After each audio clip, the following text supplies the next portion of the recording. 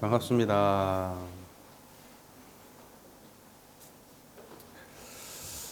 그 어떤 그 목사가 그러대요.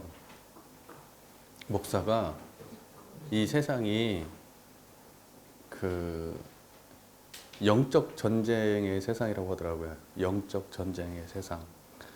그래서 그 목사가 이야기하기를 지금 우크라이나에서 지금 전쟁을 통해서 사람이 죽고 있고, 이스라엘 팔레스타인 전쟁을 통해서 뭐 사람이 죽고 있고, 뭐 그렇게 사람이 많이 죽는데, 사실 따지고 보면은 사람이 자살하고 서로 죽이고 막 이렇게 하고, 또는 이제 병들어 죽고, 이런 걸 따지면 그게 더 많다. 예, 근데 그죠. 사고로도 많이 죽고. 그리고 또 우리가 병들어서 병든다고 하는 것도 보면 또 우리가 그 섭생의 문제가 또 굉장히 크잖아요.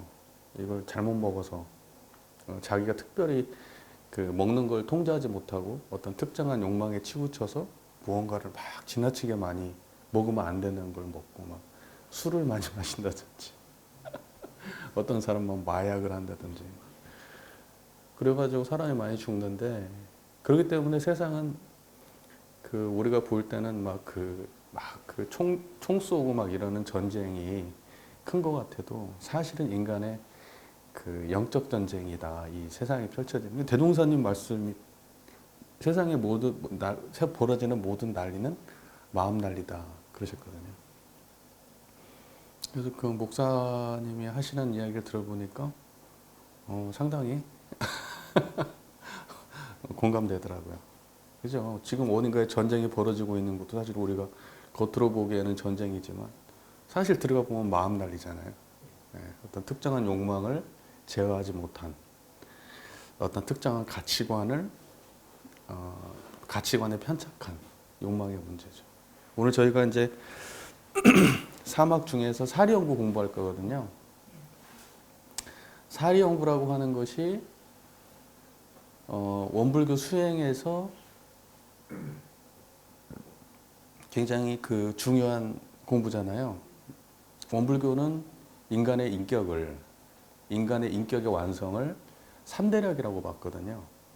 정신에 있어서 수양력, 사리의 연구력, 작업의 취사력.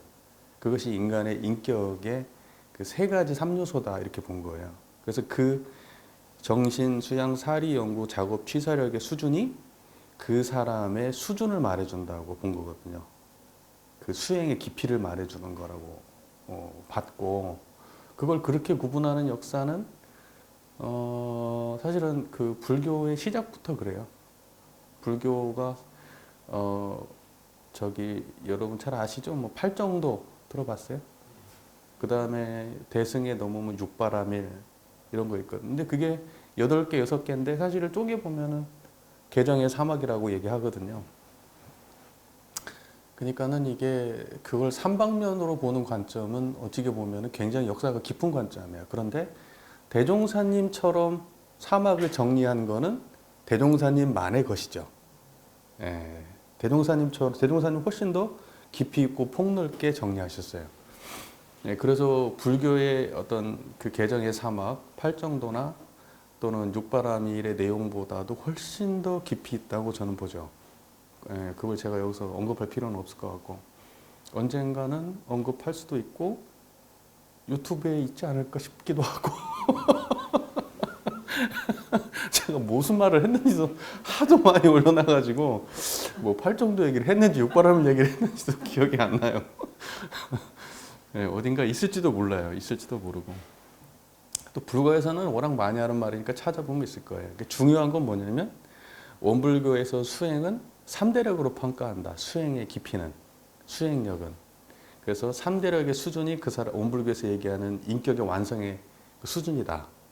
이제 그리고 그거를 맨 마지막에 평가한 것이 나중에 공부할 법의 등급이겠죠. 예.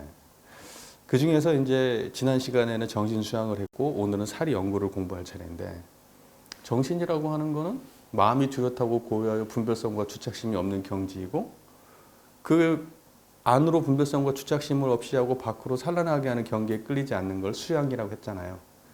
이제 그거에 대한 이야기는 한마디로 이런 쌍짜리를 잘 챙기면 되거든요. 천만시비 이해의 상황에 당했을 때 천만 경계에 당해서 분별성과 주착심이 없는 뚜렷하고 고요한 경지를 계속 지켜내는 것, 이제 그게 정신수양이에요. 자, 그러면 그걸 통해서 자주력을 양성하는 거다. 그게 수양력이라는 거죠. 자, 여기까지가 지난 시간에 공부했던 거고, 오늘은 사리 연구를 공부하는데, 사리 연구라는 거는 그냥 말 그대로 우리가 딱 들었을 때 뭔가 판단을 잘 해내다는 얘기잖아요. 판단을 잘하는 문제란 말이죠. 그러니까 생각을 바르게 하는 문제예요. 자, 이제 그 내용이 될 것 같아요. 한번 보겠습니다. 사리 연구. 대동사님은 그 개념 정리를 먼저 하고 시작하세요. 요지에. 그러니까 이 사리 연구의 요지나 뭐 정신수양의 요지나 작업취사의 요지나 이런 것들은 내가 원불교 교도로서 약간 수준 높아져야 되겠다. 다른 사람들에게 알려줄 정도로 내가 조금 욕심을 내가지고 그렇게 하고 싶다면 외우셔야 돼요. 이 정도는. 목적과 결과까지는 아니어도 요지는 외우는 게 좋아요. 요지는. 자, 사리연구의 요지를 한번 볼게요. 1. 사리연구의 요지. 사라함은 인간의 12이해를 이름이요. 이라함은 곧 천조의 대소유무를 이름이니 대라함은 우주만유의 본체를 이름이요. 소라함은 만상이 형형색색으로 구별되어 있음을 이름이요. 유무라함은 천지의 추나추동 사시순환과 풍운우로 상설과 만물의 생로병사와 흥망성쇠의 변태를 이름이며 연구라 함은 사리를 연마하고 궁구함을 이름이니라. 자, 보세요. 사리 연구의 요지를 정확하게 알면 사리 연구가 무슨 말인지 정확하게 안다는 뜻이에요. 근데 내용을 보니까 사리 연구가 생각보다 내용이 복잡하죠. 간단치가 않아요. 근데 설명 들어보면 간단해요. 자, 말은 복잡한 것 같은데 막상 설명을 들어보면 이렇게 이해가 되실 거예요. 자, 우리가 사막을 공부할 때 가장 먼저 앞세워야 될 게 뭐죠? 이론상이죠. 법신불 이론상을 정확하게 우리 언어로 표현한 법신불 이론상을 수행의 표본으로 모셔야 되겠죠. 왜냐하면 산마르기하고 하는 거는 수행이잖아요. 사막 수행. 그러니까 사막 수행을 할 때는 먼저 법신불 이론상을 수행의 표본으로 모시고 사막 수행을 해야 되겠죠. 그래야지 방향의 문제가 정확할 거 아니에요. 항상 중요한 건 방향 문제라고 했잖아요. 엉뚱한 길로 간다고 서울을 가려면 저쪽으로 북쪽으로 올라가야 되는데 남쪽으로 가면서 서울로 가겠다고 하고 간다 그러면 결과는 안 나온단 말이에요. 그러니까 열심히가 중요한 게 아니에요. 열심히는 방향이 정확한 사람들끼리 중요한 거예요. 방향이 정확하면 그 다음에 차이는 열심히에서 나는 거예요. 그런데 방향이 잘못된 사람들끼리는 열심히 하면 더 이상해져요. 열심히 하면 할수록 이상한 결과가 나와요. 계속 남쪽으로 가니까 서울 가야 되는데 이게 근데 뭐냐면 그 수행하는 사람들의 공통된 맹점이에요. 수행은 뭔가 우리한테 주어진 이미지가 뭔가 목숨을 걸고 용맹정진 이런 이미지가 있잖아요. 그러니까 열심히 좌선하면 깨달음을 얻고 부처가 될 수 있어. 이제 이런 이미지가 있거든요. 그런데 방향이 중요하다는 걸 항상 깜빡해요. 열심히보다 먼저 방향을 확실하게 해야 된다는. 그래서 이론상이라고 하는 게 수행의 표본의 전제가 있어야 되는 거거든요. 그 이론상이 방향이에요. 그러니까 시작도 거기고 끝도 거기에요. 우리가 자전거를 잘 타기 위해서 스키를 잘 타면 자전거를 잘 타요? 아니란 말이에요. 스키를 잘 타는 문제는 스키를 잘 타는 거예요. 자전거를 잘 타려면 자전거를 가지고 연습해야 돼요. 그렇잖아요. 자전거가 없이 다른 노력을 열심히 한다고 해서 자전거를 잘 타는 건 아니에요. 근데 우리가 꼭 그래요. 이 자전거를 잘 타기 위해서 자전거를 내 앞에 갖다 놓고 그걸 만져가면서 올라타고 굴려가면서 그렇게 타야만 자전거가 늘잖아요. 이때의 자전거가 이론상이에요. 이해가 되세요? 그러니까 우리가 자전거를 잘 타기 위해서 자전거를 가지고 연습해야 되잖아요. 그런 것처럼 우리가 수행을 하려고 하면 이론상을 모시고 수행을 해야 되는 거예요. 그러니까 이론상이 없는 상태에서 수행을 하게 되면 우리가 실제로 양성해야 될 걸 양성하는 게 아니라 욕심을 양성하거나 특정한 마음의 상태를 양성하거나 어떠한 감정 상태, 고요한 감정 상태를 양성하거나 또는 어떠한 특정한 어떠한 뭐 반짝반짝하는 황홀한 느낌을 양성하거나 이렇게 해놓고 내가 양성 공부를 했다고 착각할 수 있어요. 엉뚱한 걸 들고. 그러니까 요 경지를 양성해야 되는데 엉뚱한 경지를 붙잡고 양성한다고요. 그래서 공부 아무리 해봐야 도로하면 타불이라고요. 이론상 안 모시고 한 공부는. 이거 엄청 중요하거든요. 지금 우리가 요 경전을 지금 공부하고 있잖아요. 지금 이 공부 모임은 사막 중에서 어떤 공부에 속할까요? 사리 연구 공부겠죠. 왜냐면 사리 연구는 요 경전을 이렇게 공부하는 거는 사리 연구 공부라고 대종사께서 명명하셨어요. 11과목에 연불좌선은 정신수양 공부. 경전, 강연, 회화, 의두, 성리, 정기일기는 사리 연구 공부. 상실기, 주의, 조행은 작업취사 공부. 이렇게 대종사님께서 정리를 딱 하셨어요. 구분을. 예, 대종경에 구분되어 있어요. 그러니까 지금 우리가 경전을 공부하는 거는 지금 이 자체가 사리 연구 공부하는 거예요. 그러면 우리가 그 교당에 와가지고 일주일에 한 번씩 오시잖아요. 그럼 그때 하는 공부는 뭘까요? 법문 듣죠. 경전도 봉독하죠. 무슨 공부예요? 사리 연구 공부죠. 입정 있어요, 없어요? 입정 있죠. 그럼 뭐예요? 수양 공부죠. 네, 그러니까 법회는 뭐가 중심이 되냐면 수양과 연구가 중심이 돼요. 그리고 작업 취사 공부는 언제 하는 거예요? 교당 나가서 하는 거예요.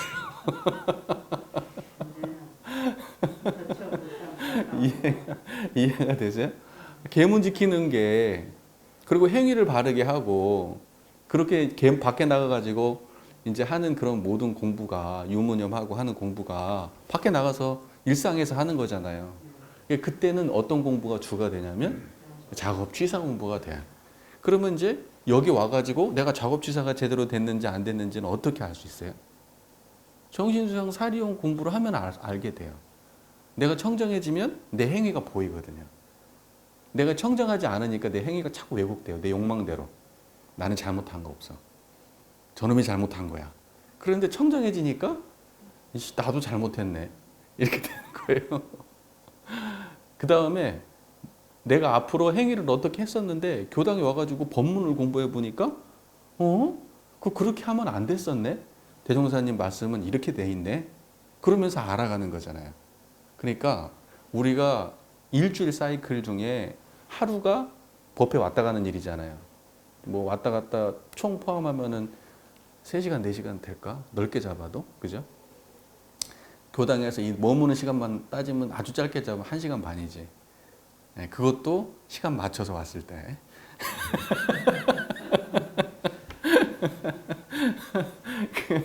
보세요. 근데 일주일 전체 시간이 대부분은 작업 취사 공부가 이루어져야 되고 교당에 와가지고는 정신수양 사리연구 공부가 이루어져요. 그럼 일상에서는 없나요? 일상에서도 해요. 하지만 우리가 요 교당하고 생활의 사이클로 구분해 본다면 교당은 연구하고 수양이 중심이고 교당 밖으로 나가면 취사가 중심으로 이해하면 돼요. 그러면 여기 공부 모임은 사리 연구 공부예요. 지금 교전을 공부하는 거니까. 이해가 잘 되시죠? 그리고 교전을 공부하는 사리 연구 공부를 할 때에도 뭐가 항상 먼저 있어야 된다? 이론상 있어야 된다. 정신 수양할 때도 정신의 경지가 이론상이었잖아요. 뚜렷하고 고요한 자리를 양성해야 되는데 뭔가 편안하고 행복한 자리를 양성하면 안 되잖아요. 신비하고 평안하고 행복하고 이런 자리 양성하면 안 되잖아요. 근데 그거 양성한단 말이에요. 이해가 잘 되세요? 사리 연구도 똑같아요. 여기서 말씀하시는 대소유마 12이해의 문제가 이게 대소유마 12이해 문제가 전부 다 어디에 되어 있냐면은 우리 이론상의 경지에 대한 이야기거든요. 그러니까 이론상을 빼고 대소유무를 논하거나 12이해를 논한다면 그러면 사리 연구 공부가 방향 없는 공부가 돼요. 근데 이제 그거에 대한 그러니까는 내가 이론상을 알고 이 글을 읽으면 이 글이 뜻이 이해가 되는 것이고 이론상을 모르는 상태에서 글만 보면 또 하나의 상상의 세계를 펼치게 돼요. 자전거를 보지 않고 설명은 자전거인데 혼자 상상하고 있는 어떤 다른 걸 상상하면서 끼워 맞추고 있는 거예요. 네. 그러니까 몇 개는 비슷해. 네. 근데 몇 개부터 틀리기 시작해. 애매한 것들이 나오기 시작하고 이해가 머리로만 이해를 하면. 그런데 이론상이라고 하는 실제 모양을 가지고 나면 설명에 이건 브레이크는 이런 기능이 있고 그 다음에 뭐 프레임은 이렇고 바퀴는 이렇고 페달은 이렇고 핸들은 이렇고 이렇게 설명이 있을 거 아니에요.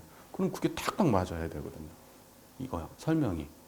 그런데 맞다가 무엇이 안 맞아. 그러면 둘 중에 하나예요.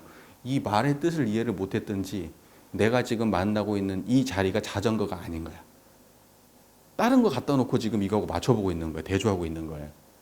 이제 이러면 둘 중에 하나는 틀린 거예요.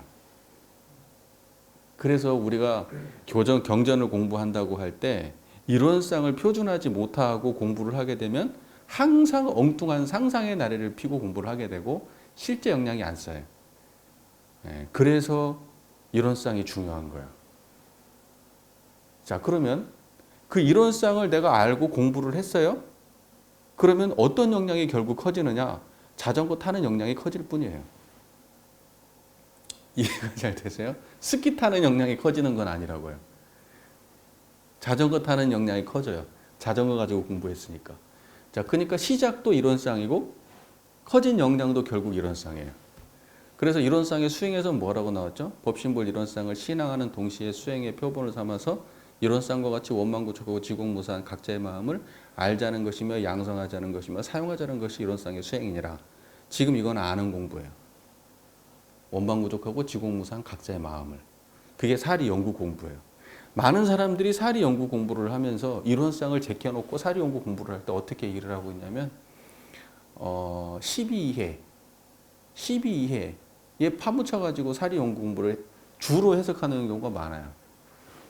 12이해에 물들지 않는 자리를 기반으로 12이해를 펼쳐야 되는데 그 경지는 모르는 상태에서 옳고 그렇고 이렇고 해로만 따지고 그걸 잘하면 내가 사리온 공부 잘했다 이렇게 생각해요. 근데 사실은 이론상의 자리를 그걸 초월한 경지를 모르고 이걸 공부하게 되면 어떤 결과가 나오냐면 12이해의 노예가 되는 거예요. 12이해의 노예가 돼요. 그걸 잘한다는 게 12이해의 판단을 잘한다는 게 12이해의 노예가 돼버려요. 또 어떤 분들은 또 불법이라고 하는 거는 12이해의 분별을 초월하는 게 불법이야. 그래서 분별하지 않음이 불법의 본질이야. 그게 수행의 본질이야. 이렇게 생각을 하고 분별하는 건 공부 아니라고 생각을 해서 분별 없음을 자꾸 주장해요. 재미난 거는 그렇게 주장하시는 분 중에서 원불교인도 상당히 많아요. 그게 당황스러운 거죠. 왜냐하면 그거는 원불교적인 게 아니거든요. 원불교는 12이해를 판단하지 못하면 안 된다고 말씀하시거든요. 공부를 하면 할수록 12이해를 판단을 잘해야 된다고 말씀하시거든요. 그러니까 분별 없음만 주장하는 것은 원불교 공부가 아니거든요. 그때 대종사님께서는 사리 연구를 통해서 12이해를 판단하라고 했어요. 그게 판단하는 게 중요하다는 거예요. 그게 수행의 깊이라는 거예요. 이런 것만 놓고 봤을 때도 우리 과거의 어떤 선불교나 이런 불교에서 주장하는 방식하고는 굉장히 다른 차이가 있는 거예요. 왜냐하면 우리는 생활 속으로 들어와서 공부를 하고 생활의 삶에서 우리의 삶을 광대무량한 낙원으로 인도하기 때문에 12의 문제는 항상 당면하는 문제거든요. 그런데 그걸 초월하는 자리만 말한다? 다 산소 가란 얘기지. 다 산소 가란 얘기예요. 예. 자, 보세요. 한번 이제 차근차근 한번 보죠. 사라 하는 거는 이 개념 정의 정확하게 해야죠. 여기 두 가지만 알면 돼요. 사는 무엇이고 이는 무엇인가. 결국 사하고 이를 공부하는 게 사리 연구 공부잖아요. 사는 무엇이고 이는 무엇인가. 사라 함은 인간의 12이해를 이름이요. 이렇게 돼 있어요. 이라고 하는 거는 천조의 대소유물을 이름이니 이렇게 돼 있어요. 자, 12이해는 뭐죠? 인간의 12해는 옳고, 옳고, 그르고, 이롭고, 해로운 거. 그 다음에 천조의 대소유물이라고 하는 것은 나중에 설명을 할게요. 자, 일단은 12이해부터 이야기하죠. 12이해부터. 자, 이제 앞으로 그러면 교전 안에서 정전이나 대종경 안에서 사라는 이야기가 나오면 우리가 어떤 걸 떠올려야 돼요? 그렇죠. 1이라는 이야기가 나오면 무엇을 떠올려야 돼요? 그렇죠. 12해를 떠올려야 돼요. 대소유무가 아니고 대소유무는 이고 예, 사. 예, 사라는 말이 나오면 12해가 나와야 돼요. 근데 사라는 말이 나오는데 1 이렇게 이해를 해요. 여기 정전에는 12해라고 표현되어 있잖아요. 근데 사람들이 야, 우리 사사불공할 때 일일이 불공 이렇게 얘기하니까 사사불공을 어떻게 해석해요? 일마다 불공 이렇게 해석을 하잖아요. 그 일마다 불공이라고 해석하니까 어떤 결과가 나와요? 일마다 불공이라고 해석하면 어떤 결과가 나와요? 우리가 보통 생각할 때 내가 지금 하고 있는 직장에서 이 일을 열심히 잘해서 좋은 결과가 나오게 해야 돼. 이렇게 생각한다고. 그래서 성공적 결과가 나오면 저 사람은 사리연구 공부를, 사사불공 공부를 잘한 사람이라고 이야기를 해요. 이렇게 결과가 나와요. 자, 돈 버는 일을 하면 돈 잘 벌어야 돼. 그리고 시험을 봐야 되려면 시험에 합격을 해야 돼. 이제 그렇게 해석을 하기 시작하는 거예요. 자, 그러면 사사불공 잘한 사람은 시험에 합격한 사람은 사사불공 잘한 사람이고 돈 많이 버는 사람은 사사불공 잘한 사람이고 권력이 많은 사람은 사사불공 잘한 사람이고 큰 집, 좋은 차 이런 거 하는 사람은 사사불공 잘한 결과예요, 다. 자, 그럼 그분들이 불보살이야. 이제 이런 결과가 나오는 거예요. 이게 무슨 말인지 이해가 되세요?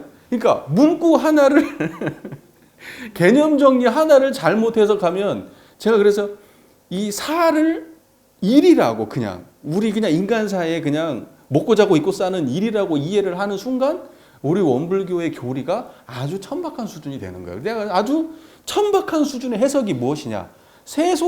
아주 원불교를 세속에 빠뜨리는 해석이 뭐냐? 그 사라고 하는 거를 우리가 그냥 잘 먹고 잘 사는 일로 해석을 해가지고 사막 공부 잘한 결과가 돈 많이 버는 거, 사막 공부 잘한 결과가 시험에 합격하는 거, 사막 공부 잘한 결과가 높은 직위에 올라가는 거, 이렇게 해석하는 거 가장 천박한 해석이다, 진짜 교리가. 대종사님이 그러니까 정전 공부를 똑바로 안 해서 이런 문제가 발생하는 거예요. 써 있잖아, 개념이. 사라고 하는 걸 뭐라고 쓴다. 나는 내가 사라는 말을 쓸 때는 이런 개념으로 내가 사라는 말을 써. 그러니까 니네 평소에 알고 있던 그 말로 이해하지 마. 여기 내가 개념 정리해놨어. 뭐라고 돼 있어요? 인간의 12이해. 자, 옳고 그르고 이롭고 해로워. 자, 보세요. 그러면 옳고 그르다는 거 이거 하나만 놓고 봅시다. 내가 어떤 일을 했어요. 돈 많이 벌었어. 이게 지금 옳은 일을 해서만 돈을 많이 벌 수 있는 것? 아니거든요. 무슨 말인지 이해가 되세요?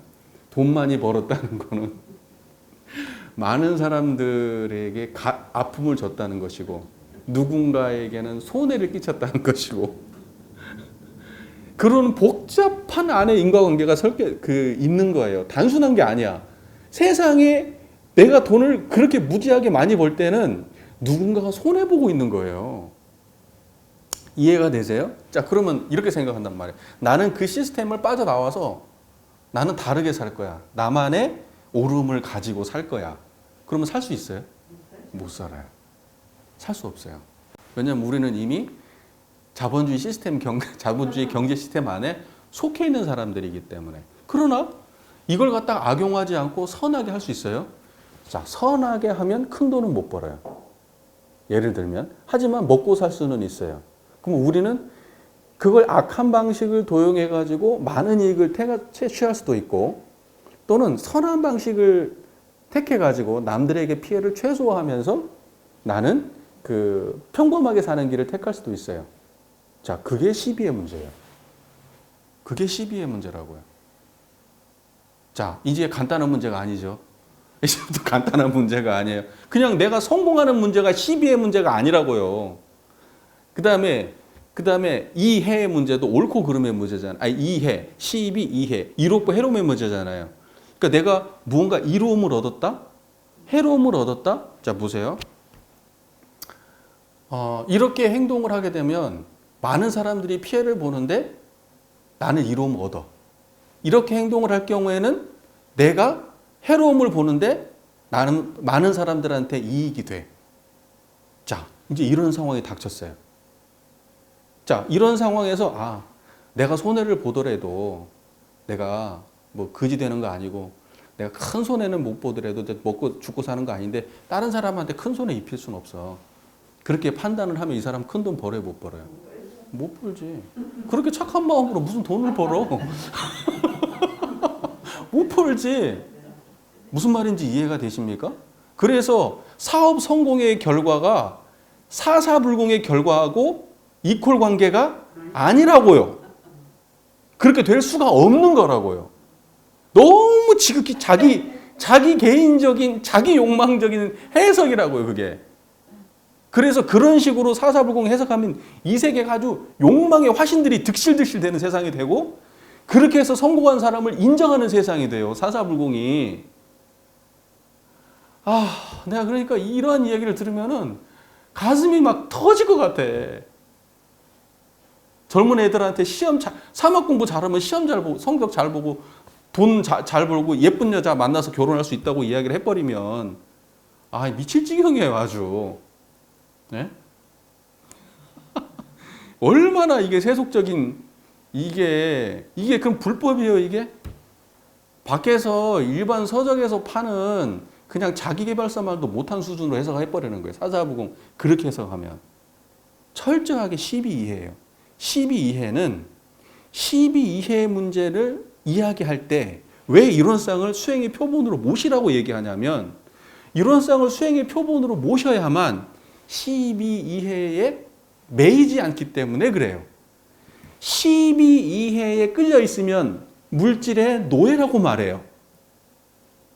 이 말 이해되세요? 제가 개교의 동기와 교법의 총소를 그렇게 설교를 많이 했잖아요.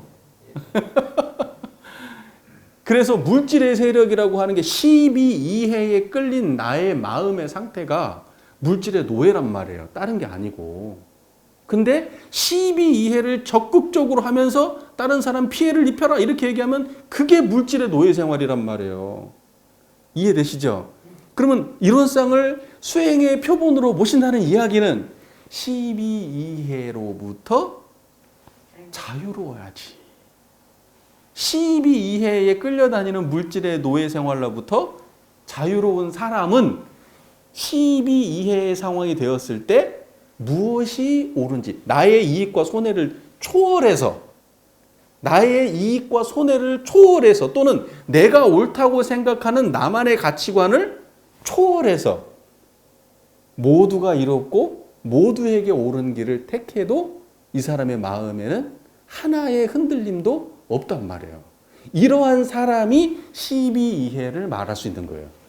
이게 중요한 지점이에요. 왜 12이해를 넣냐면 이 세상을 이제 그건 이제 사리요구의 목적에서 나중에 더 이야기하기로 하고, 요 개념에만 집중해야 되는데 제가 막 얘기하다 보면 막 설명이 막 나중에 해야 될 일, 막 예전에 했던 일, 막 미래 해야 될 일까지 막 나가니까 여기 집중을 해야 되는데. 그럴까요?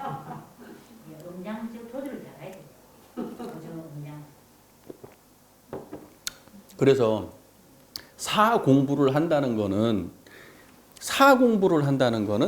그 전제가 이론상 12 이해에 끌리지 않는 우리의 청정한 경지, 그 경지를 전제하고, 그리고 인과보응의 세계, 불생불멸이잖아요. 그게 그 불생불멸을 전제하고 그 다음에 인과보응의 세계잖아요. 12 이해가 그 인과보응의 세계에 끌리지 않으면서 인과보응의 세계를 바르게 구현하는 것.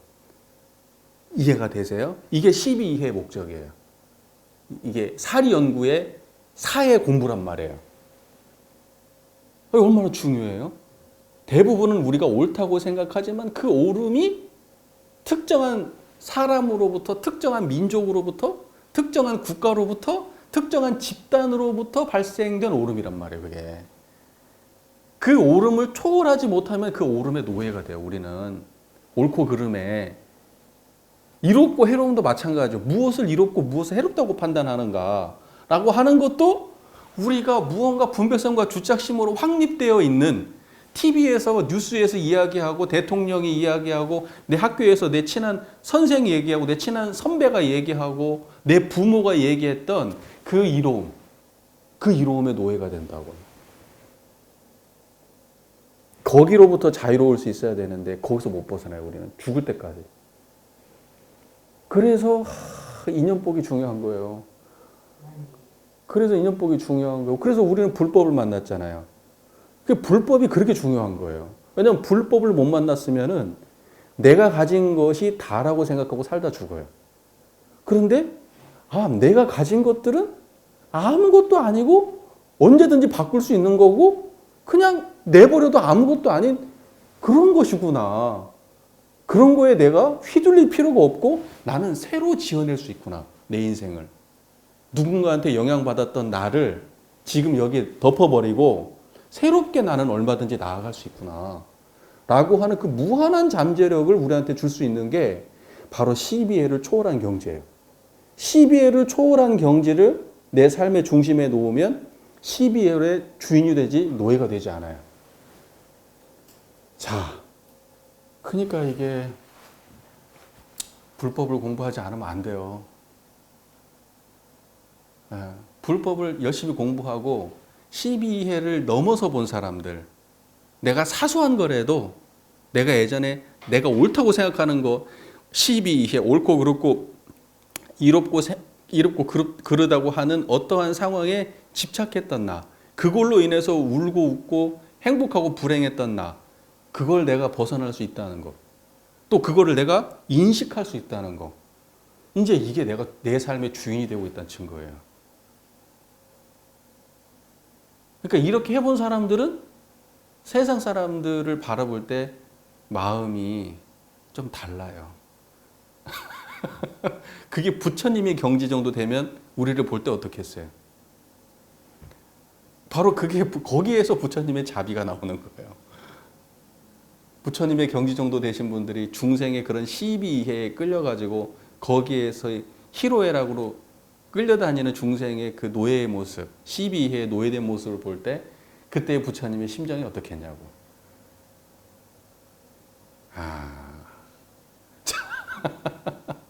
보겠습니다. 그러니까 부처님의 지혜라고 우리가 사리 연구를 갔다가 지혜를 양성하는 공부잖아요. 그 지혜라는 게 다른 게 아니에요.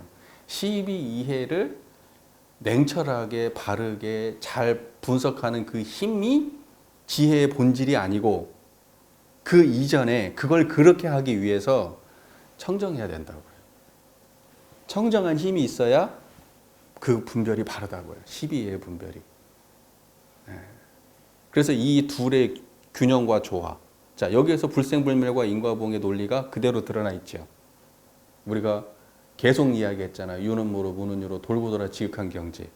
자, 그것이 바로 이러한 이야기예요. 자, 정리가 다 되셨어요? 사공부가 무엇이다? 정리되셨죠? 예, 사공부가 무엇이 정리되셨죠? 그러면 자, 구체적으로 우리 삶에 적용해 봅시다. 내 아이가 내 마음에 안 드는 짓을 하고 있어.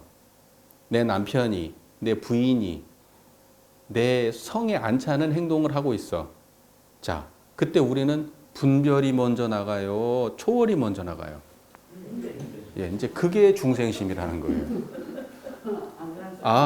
내가 그것이 12 이해의 문제의 노예가 되고 있구나라는 걸 자각하고 그거로부터 초월이 먼저 나가야지. 그러고 나면 말 안 할 자리에서는 말 안 할 수 있고요. 아, 내가 이건 해야 될 자리는 반드시 해야 되겠구나.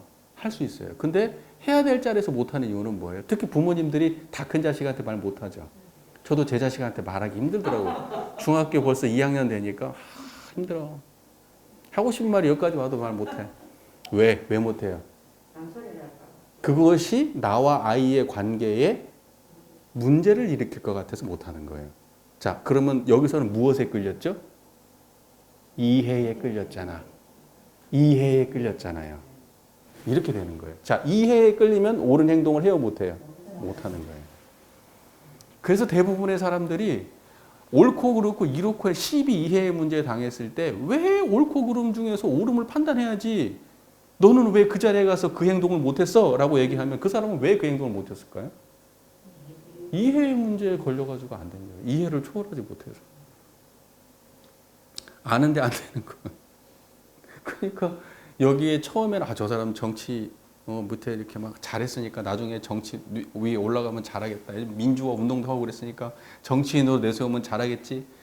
그럼 올려나 보니까 또라이 짓을 한단 말이지. 또라이 짓을 해. 왜냐하면 우리는 그때 그 사람의 시비에 동조했는데 그 사람이 이해의 수준을 알지 못했던 거예요. 이해를 초월하는 수준을. 그 사람은 시비의 문제보다 뭐가 더 중요해요? 이해가 중요해. 그러면 그때 당시에 그 사람의 시비의 판단은 무엇에 의해서 있었다는 얘기예요? 이해에 의해서 시비가 판단됐다는 얘기예요. 이게 결과적으로는 그 사람이 지금 옳다고 주장하는 것도 사실 따지고 보면 그 이해의 문제야. 나한테 이로운 것은 옳은 거고 나한테 해로운 것은 그런 거야. 내가 이렇게 행동을 해야 많은 사람들이 날 좋아해 주니까 그 행동을 했던 거야.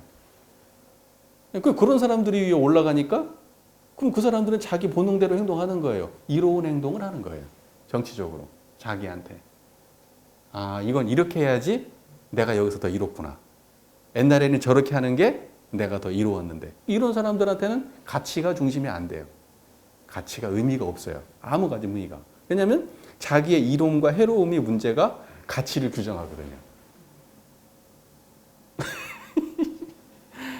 지금 그래서 우리가 정치하는 사람들 싫어하는 게 그래서 싫어하는 거 아니에요, 여러분? 근데 여러분, 지금 우리도 그 자리에 가면 얼마나 다를까?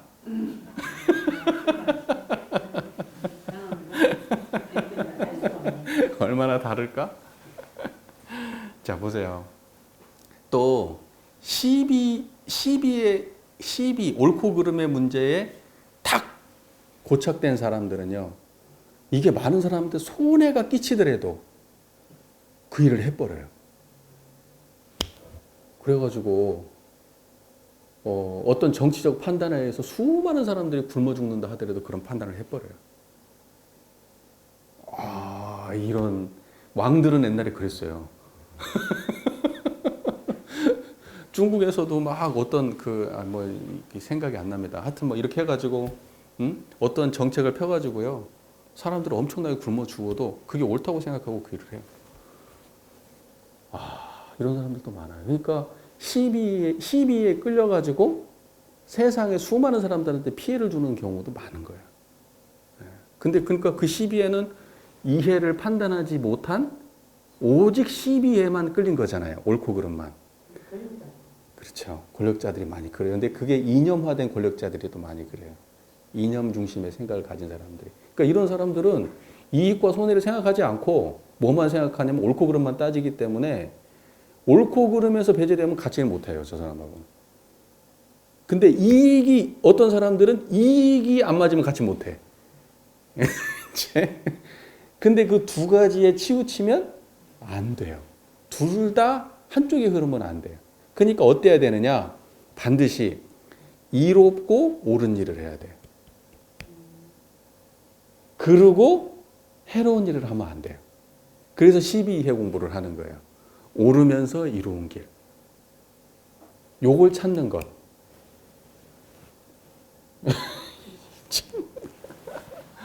아유.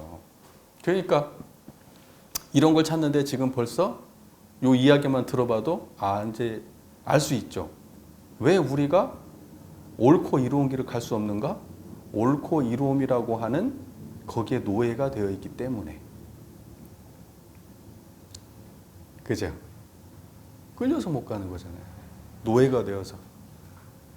자, 그러니까 이게 얼마나 중요한 문제인데 이거를 내가 지금 먹고 사냐 마냐, 이게 지금 내가 지금 합격하냐 마냐, 나의 욕망의 코드에 맞춰가지고 이걸 그렇게 수준 낮게 해석을 해가지고 막 유무념을 해가지고 뭐 유념자라면은 사업에 성공한다는 등 이런 소리나 했으니까 정말 승질이 나는 거예요, 제가. 대종사님의 교법을 파랑고 일체생령을 광대무량한 낙원으로 인도하기 위한 그 스케일의 교법을 너무 수준 낮게 해석을 해버린 거예요. 자, 그 다음에 이라고 하는 건 뭐라고 돼 있어요? 천조의 대소유무를 이름이니. 그러면 자, 근데 일과 여기 인간과 천조가 나왔네. 인간과 천조가 나왔어요. 인간과 천조. 인간은 뭐예요? 자, 보세요. 저를 보세요. 인간은 뭐예요? 인간이라는 말이 인이라고 하는 거 사람 인자 사이 간자 아니에요. 사람은 어떤 게 인간이에요? 이렇게 짝대기 두 개가 이렇게 돼 있잖아요. 이렇게 돼 있는 게. 그래서 사람은 요 사람과 사람을 이게 넘어지지 않게 한쪽에서 이렇게 받쳐주고 이렇게 서 있는 게 인간이라고 해석한단 말이에요. 해석을 할 때 파자에서 해석을 하면 사람이라는 건 이렇게 서로를 갖다가 이렇게 기탱하고 기대해주는 하는 게 그게 사람이라는 거예요. 사람. 요 사이가 요 사람과 요 사람의 사이가 인간이거든. 그러니까 여기에서는 뭐냐? 12예란 말이에요. 사람과 사람의 문제예요. 이해가 되시죠? 자, 그러면 사람이라고 하는 거는 그거는 우리가 생각하고 판단하고 노력하는 거에 따라서 천차만별로 다른 모습으로 나와지죠. 지금 인간이 엄청나게 많은 사람들이 뭐 수억 명이 살고 있지만 똑같은 사람 한 명도 없을 거 아니에요. 단 한 명도 없을 거 아니에요. 지문도 똑같은 사람 한 명도 없을 거고 생김새 뭐 따지면 하나도 똑같은 사람이 없단 말이에요. 그 사람이 지식적 배경, 문화적 배경, 뭐 성별적 배경, 뭐 그다음에 신체의 어떤 뭐 이렇게 리듬 뭐 이 저기 뭐 몸에 어떤 뭐 따지면 똑같은 게 하나도 없는 게 인간이란 말이에요. 그죠? 그렇게 천차만별로 달라요. 그것은 뭐냐면 인간은 전부 다 개성의 존재고 욕망의 존재이기 때문에 그래요. 근데 천조는 그에 반해서 천조라고 하는 거, 천조, 인간의 12해, 그죠? 천조라고 하는 거는 뭐냐면 그런 인간의 어떤 개별성이 아닌 거여야 돼요. 무슨 말인지 이해가 되세요? 그러니까 우리의 개성을 초월한 경지가 천조예요. 그거는 우리가 손대거나 바꾸거나 어떻게 할 수 없는 거.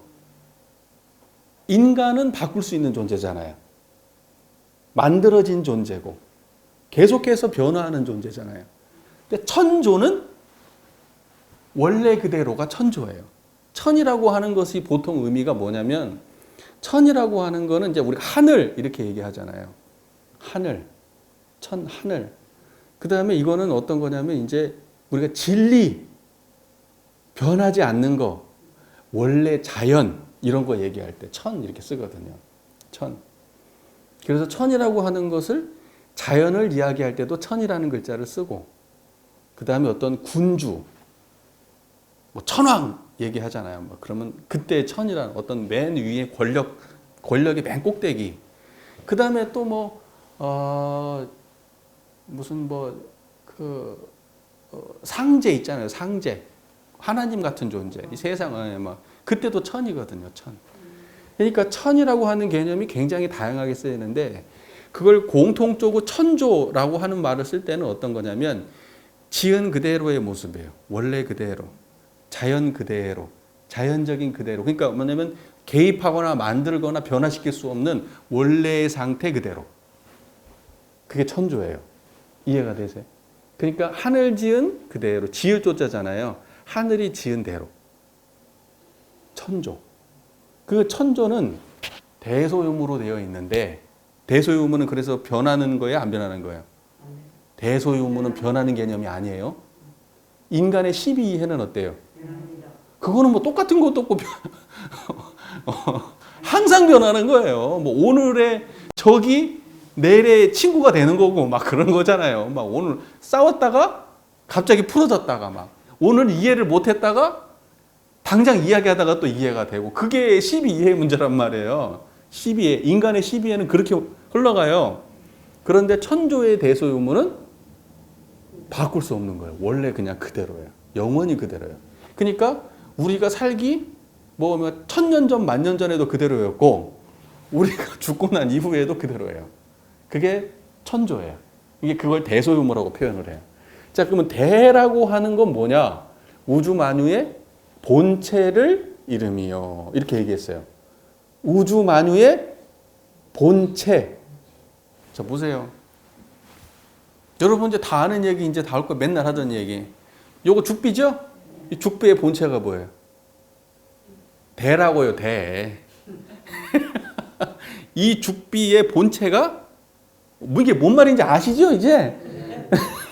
그러니까 말은 대라 하면 우주만유의 본체를 이름이요. 그러니까 야, 이게 뭔 말인가? 생각으로 떨어지면 안 되고 지금 이거 보는 자리가 대라고요. 이게 대. 요거는 바뀌어요, 안 바뀌어요? 요거 보는 자리가 인간마다 달라요? 이거 드러난 그 자리가? 어떤 사람은 이걸 갖다가 예쁘다고 생각해. 어떤 사람은 이걸 길다고 생각해. 어떤 사람은 저게 뭐지? 라고 생각해. 하지만 그것이 전부 다 드러난 그 자리는 똑같은 자리라고. 무슨 말인지 아시겠죠? 이것을 모든 사람들이 다르게 느끼지만 그 다르게 인식되고 있어요. 어떤 사람은 이게 안 보여. 눈이 안 좋아서. 응? 어떤 사람은 희릿하게 보여. 저게 뭐지? 이제 이런단 말이에요. 그런데도 불구하고 각자 다르게 보이지만 그 각자 다르게 이걸 보는 그 자리는 똑같다고. 이해가 되세요? 자, 그게 우주만유의 본체예요. 그러니까 모든 보고 듣고 느끼고 생각하고 알고 모르고 이롭고 해롭고 뭐 옳고 그르고 그 모든 거의 본체는 청정한 이 자리. 그래서 이게 대예요. 왜 대라는 표현을 썼을까?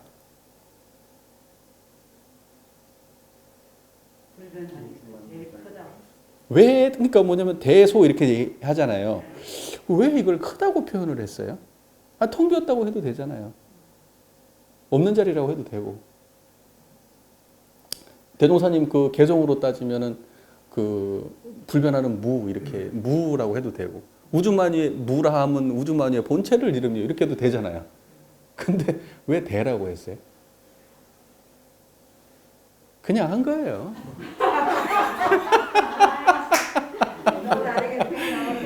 보세요. 수도 없이 다양한 표현들이 있잖아요. 우리 그 청정한 자리를 불생불멸한 자리를 표현하는 수도 없이 다양한 말이 있잖아요. 근데 대종사님은 이것이 거기에 담기기 때문에 이거보다 거기가 크다고 본 거예요. 이해가 되세요? 자, 여러분 생각이 거기 담기죠. 판단이 거기 담기죠. 여러분이 크다고 생각하는 모든 게 다 거기 담기죠. 이해가 되세요? 그래서 여기에 안 담기는 것이 없잖아요. 그러니까 이게 제일 큰 거예요. 이거보다 큰 게 없어. 그래서 이걸 대라 그래요. 정리되셨어요? 네. 자, 근데 그 다음에 소라고 하는 거를 만상이 형형색색으로 구별되어 있음을 소라고 한다고 하셨어요. 그러면 이놈은 소예요. 맞아요? 이거 구별되어 있잖아요. 이거 뭘로 구별되어 있어요? 이거 지금 보이시죠? 그러죠. 이거 죽비는 이제 언어고, 요거 눈에 보이니까 요건 색이고, 소리고, 요걸 통해서 이거 만져지면 그죠? 촉이고 요걸 통해서 지금 요거 하나가 지금 드러났네. 그죠? 만상이 형형색색으로 드러났네. 그래서 요거 하나가 지금 인식되고 있어요. 이건 이대로. 이건 이대로. 소리는 소리대로, 냄새는 냄새대로, 맛은 맛대로, 생각은 생각대로, 개념은 개념대로, 느낌은 느낌대로, 기억은 기억대로. 사람들이 물어보면 다 알잖아요. 무슨 색이야 그럼? 빨간색이야. 어디 썼어? 저기 썼어. 너 이거 기억해? 아니 못해. 그것도 기억 못해? 그 모든 것이 형형색색으로 지금 드러나고 있잖아요. 제가 이렇게 얘기하면 어떤 분은 알고 어떤 분은 모르고 지금 어떤 분은 졸리고 어떤 분은 안 졸리고. 그 모든 게 지금 이렇게 드러나고 있는 모든 게 그게 형형색색으로 드러난 거예요. 이해가 잘 되세요? 그러니까 여러분의 모든 육근을 통한 모든 것, 모든 세밀한 모든 것이 다 형형색색이라고 말한 거예요. 그 형형색색, 그 형색의 모양은 전부 다 개별적으로 낱낱이 나누어진 작은 것. 여러분 보면 이제 세상에서 제일 큰 게 뭐예요?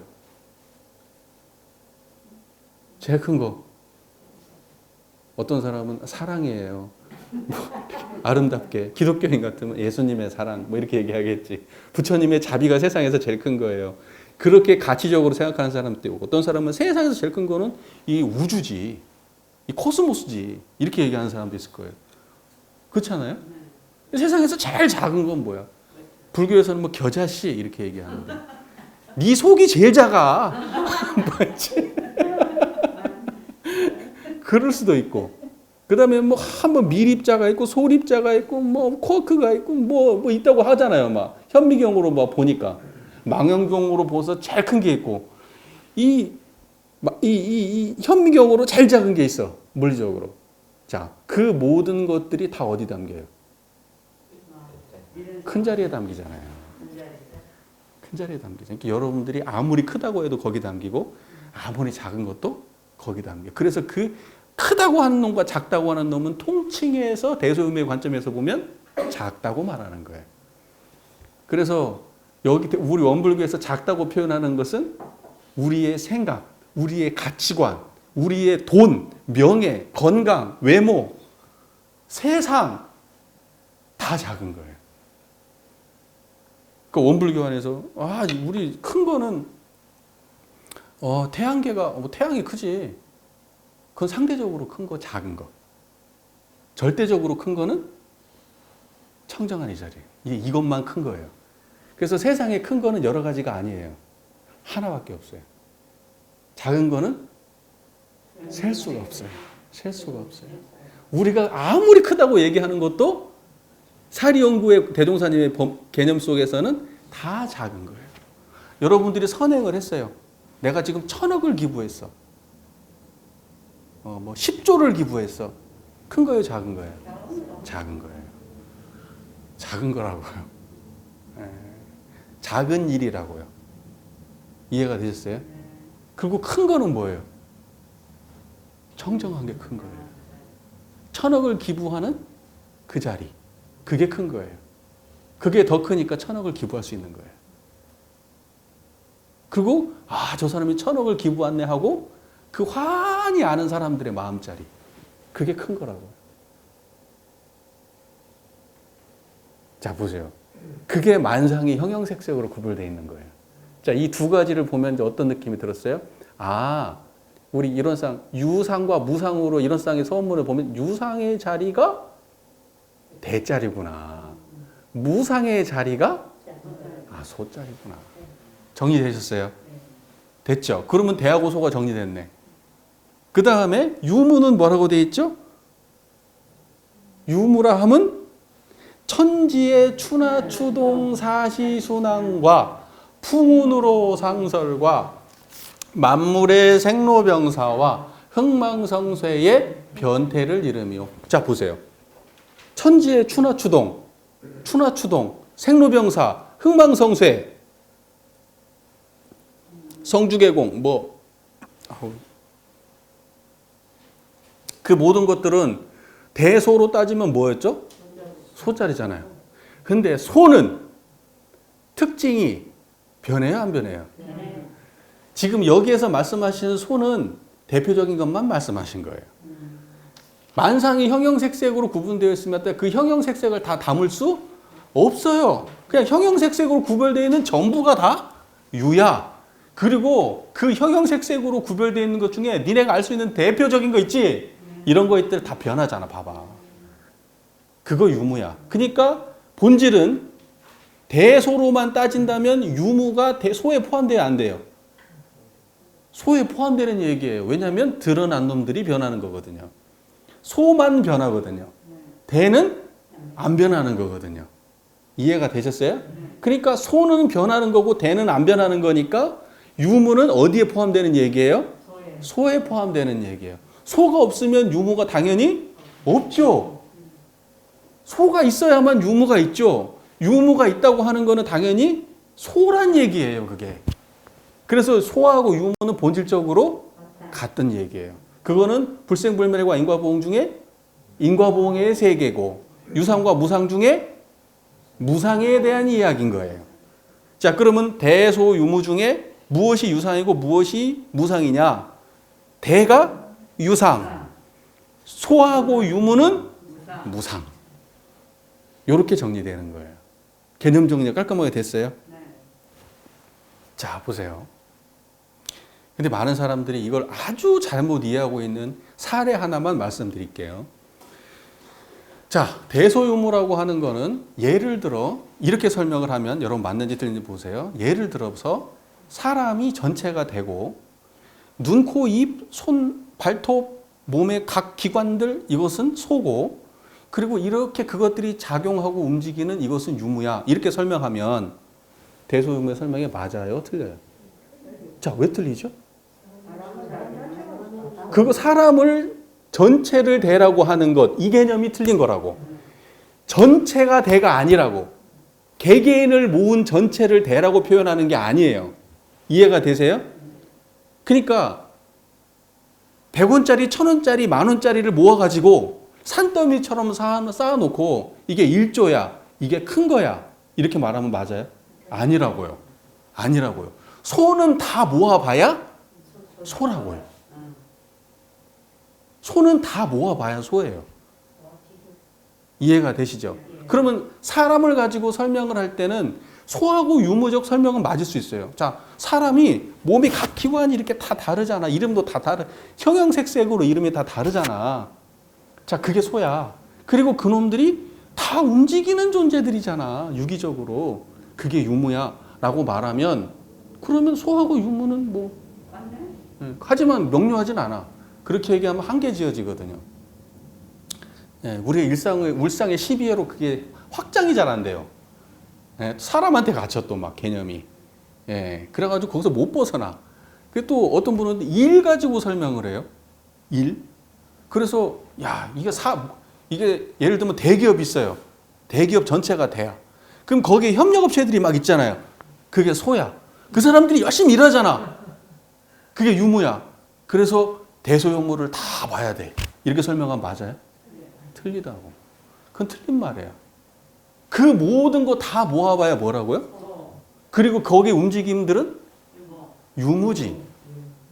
그걸 드러내는 이 자리가 되라고요. 거기에서 그 모든 일들을 하고 있는 그 사람들의 내면들이 되라고요. 이해가 잘 되십니까? 그래서 우리가 이 대소유무에 대해서 오염이 많은 거예요. 오염이 많은 거라고. 우주만유, 대라하면 우주만유의 본체를 이루며 하는 말하고 이론은 우주만유의 본원이요 라는 말이 같은 말이 다른 말이에요. 재불재성의 시민이란 말하고도 일체중생의 본성이라는 말하고도 같은 말이지. 그러면 우주만유는 대소유무 중에 뭐예요? 그렇지. 재불재성은 일체중생은 그렇지. 그게 다 소지. 우주만유, 재불재성, 일체중생 다 소지. 이 우주만유의 본원, 재불재성의 시민, 일체중생의 본성이 돼요. 이해가 잘 되세요? 그러니까는 기업체로 이야기를 한다고 해서 그 개개인의 사람들의 본성이 되라고요. 그 사람들의 유기적 관계는 유무라고요. 12의 문제잖아. 이해가 되시죠? 자, 그러면요. 이제 이렇게 정리를 할게요. 4하고 2가 있어요. 그러면 4라 함은 인간의 12이해를 이름이요. 이렇게 됐어요. 그 다음에 2라 함은 천조의 대소유무를 이름이라고 돼 있어요. 그럼 인간의 12이해는 천조의 대소유무 중에 어디에 속하겠어요? 소하고 유무의 자리에 속하는 거예요. 이해가 되세요? 그런데 이 세상은 대소유무로 건립됐다는 것은 뭐냐면 대소유무의 이치로서는 이거는 변함이 있어요, 없어요? 대소유무라고 하는 걸로 지금 우리 이 세상이 대소유무로 구성되어 있다는 게 변할 수 있는 상황이에요? 아니지. 여러분 여기서도 대소유무고 저기 바닷속에 들어가도 대소유무지. 대기권 밖으로 나가고 우주선 타고 나가도 대소유무예요. 이해가 되세요? 그 말이? 그거는 전생부터도 대소유무였고 앞으로도 죽어서 몇 생 후에 태어나도 대소유무예요.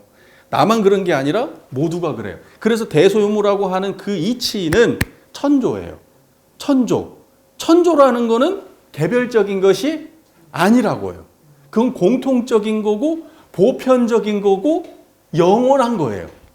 그리고 건드릴 수 없는 거예요. 이 세상이 멸망을 했어요. 핵폭탄이 떨어져서. 대소유무가 바뀌어요? 안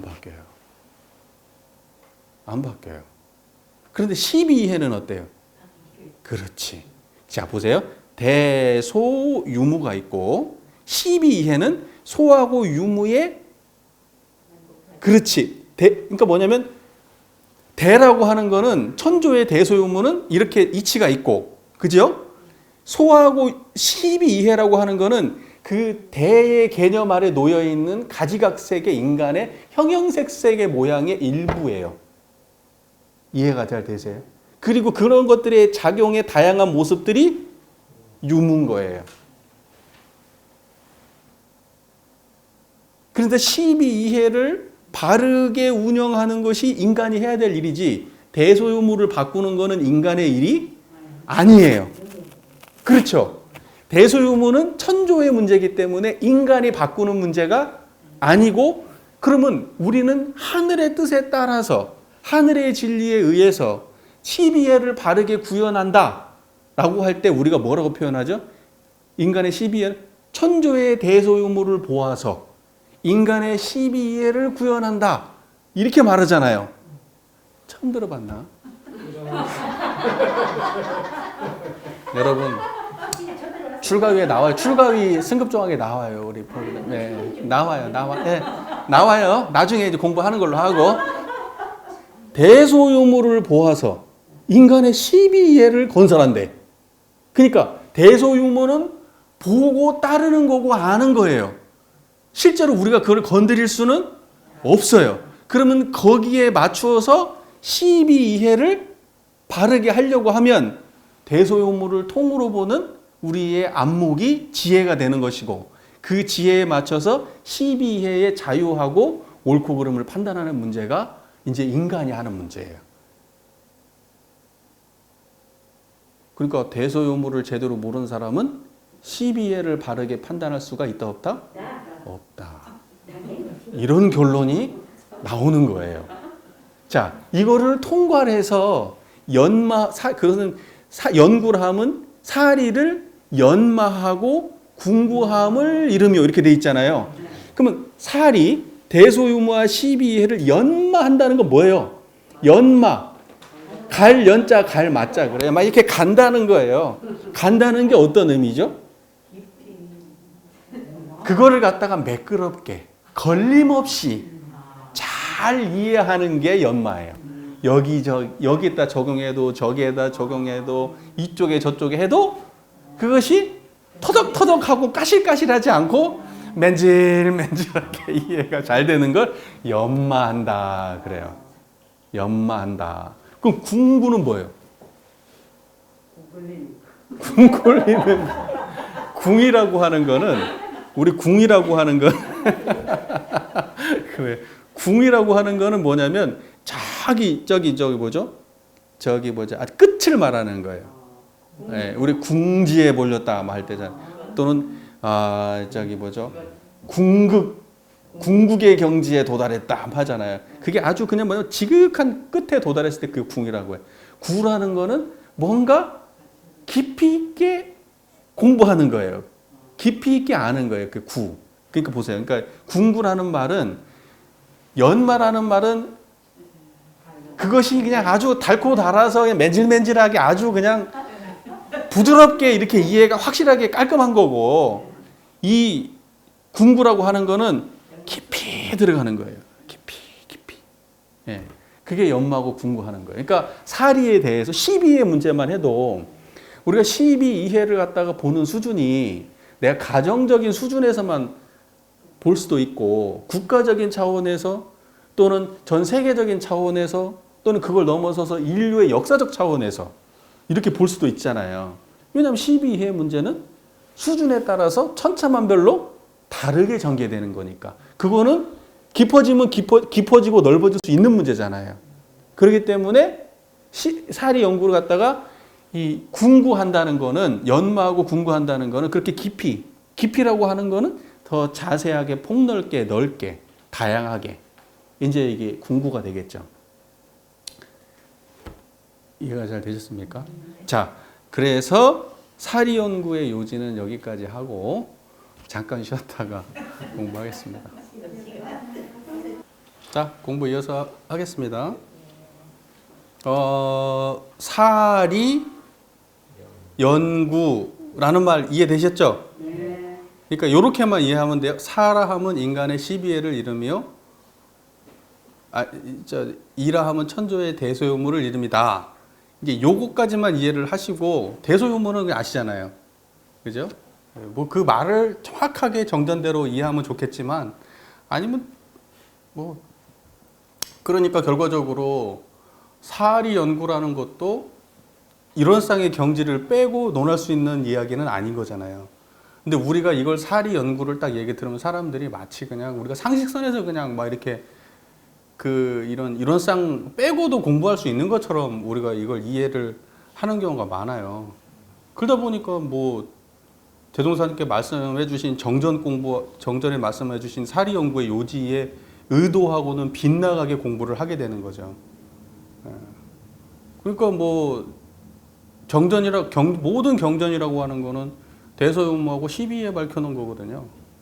그러니까 대소요무 12 경전 공부가 다 내용이 대소요무하고 12의 문제인데 그러니까는 결국 사리연구 공부는 경전 공부라고 하는 거는 사리연구 공부가 되는 거예요. 이해가 잘 되시죠? 네. 자, 사리연구의 목적을 보겠습니다. 한번 읽어볼게요. 같이.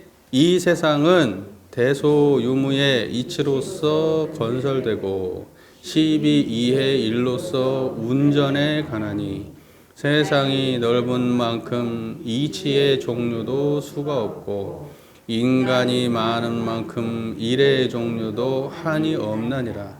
그러나 우리에게 우연히 돌아오는 고락이나 우리가 지어서 받는 고락은 각자의 육근을 운용하여 일을 짓는 결과이니 우리가 일의 12이해를 모르고 자행자지한다면 찰나찰나로 육근을 동작하는 바가 모두 죄고로 하여 전정고해가 한이 없을 것이요 이치의 대소유무를 모르고 산다면 우연히 돌아오는 고락의 원인을 모를 것이며 생각이 단촉하고 마음이 편협하여 생로병사 인과보응의 이치를 모를 것이며 사실과 허위를 분간하지 못하여 항상 허망하고 요행한 데 떨어져 결국 해가 망신의 지경에 이르게 될지니 우리는 천조의 난측한 이치와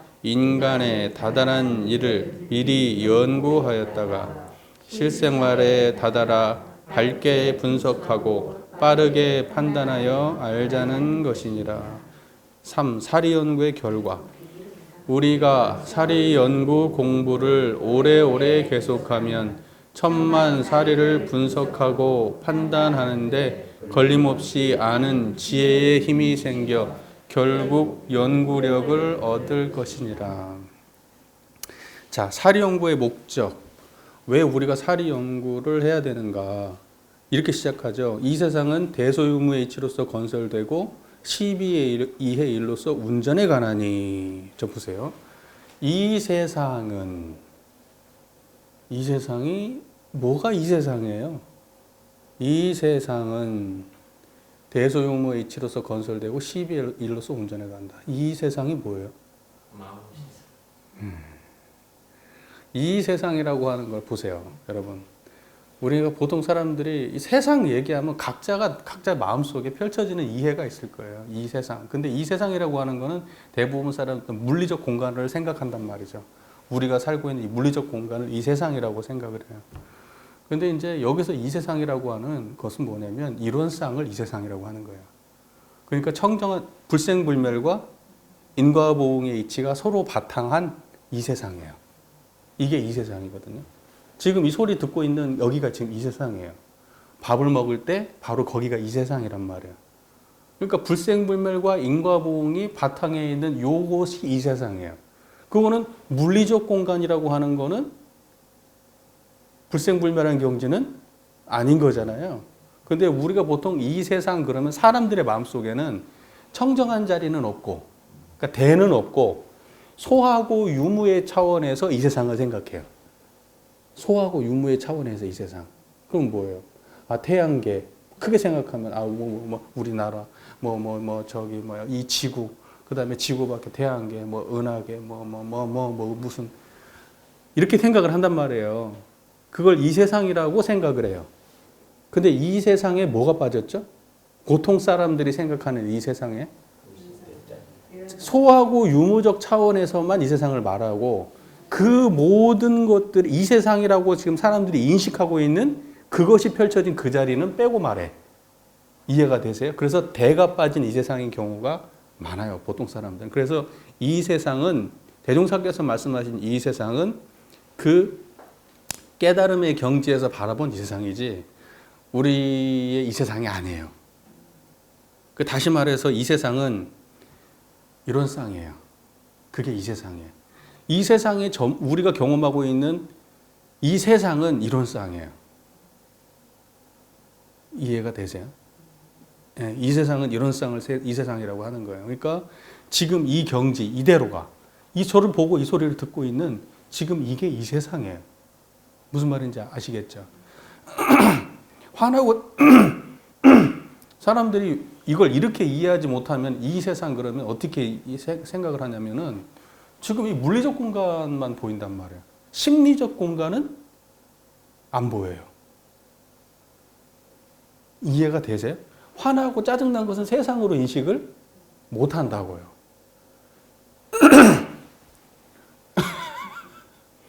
이 말 잘 이해가 안 되시나? 왜 갑자기 이렇게 조용하세요? 보통 사람들이 이 세상 그러면 뭐가 이 세상이에요? 자기가 움직이고 살아가고 보이고 만져지는 이 세상이잖아요. 그런데 내 마음속에서 요란하고 어리석고 그런 마음은 이 세상이 아니란 말이에요. 그 사람들한테는. 응? 그걸 이 세상이라고 생각하시면 훌륭하신 분이에요. 깨달은 분이 여기 계셨네. 예, 깨달은 분이 계셨어요 지금. 그걸 그래서 뭐냐면 우리가 이 세상이라고 할 때 항상 무엇이 빠지냐면 마음이 빠져요. 그리고 우리는 이 세상을 말할 때 마음이라고 하는 걸 작게 생각을 해요. 근데 세상은 마음 없이 드러나 있지 않아요. 근데 사람들은 마음 빼고 이 세상에 객관적으로 존재한다고 믿어요. 그래서 내가 죽어도 이 세상은 있다고 생각하지. 내가 죽어도 이 세상은 있다. 여러분 죽고 나면 여러분의 세상은 없어요. 여러분 눈 감아 보세요. 아무것도 안 보이죠? 그럼 보이는 세상이 있어요? 없는 거예요. 근데 불생불멸한 세상이 있는 것처럼 생각하거든요. 무슨 말인지 이해가 되세요? 여러분의 경험이 사라지고 기억이 사라지면 그건 없는 거예요. 여러분이 기억상실증에 걸려보세요. 전에 사랑했던 사람 있어요? 없어요. 진짜로 없다니까 그 사람한테. 진짜로 없는 거라고. 주변에 옆에 있는 사람들이 볼 때는 쟤네들이 서로 옛날에 좋아했는데 제가 그 기억상실증에 걸리고 난 다음에 이 사람들을 못 알아본다. 이렇게 그 상황을 이렇게 바라보겠지. 그런데 당사자는 진짜 없는 거예요. 진짜 없다니까요. 여러분이 죽었어요. 그럼 진짜 없는 거라고요. 진짜 없는 거라고. 무슨 말인지 이해가 되세요? 그래서 사람들이 객관적 세상이 존재한다라고 생각을 많이 했단 말이에요. 그러나 불가에서는 그렇게 생각하지 않아요. 주관과 객관은 함께 존재한다고 보는 거죠. 네, 함께 존재한다.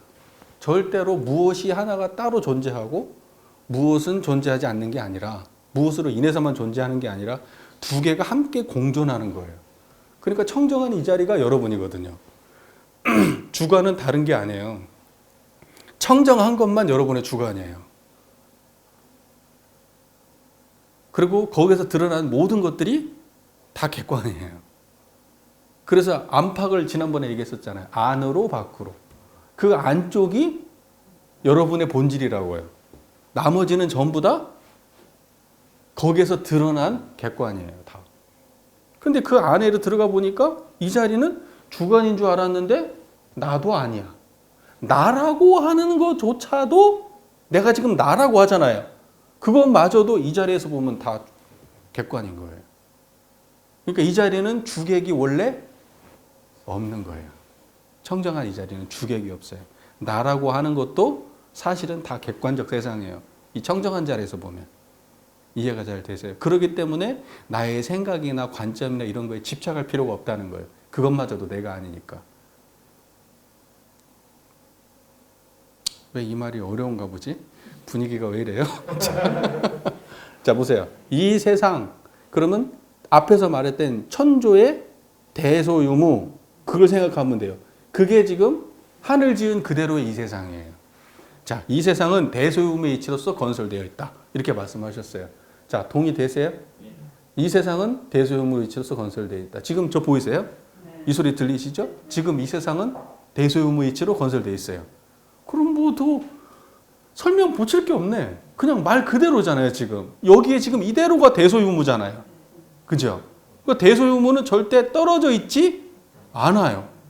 대세상이, 우리가 대라고 얘기하면 소를 전제한 대지.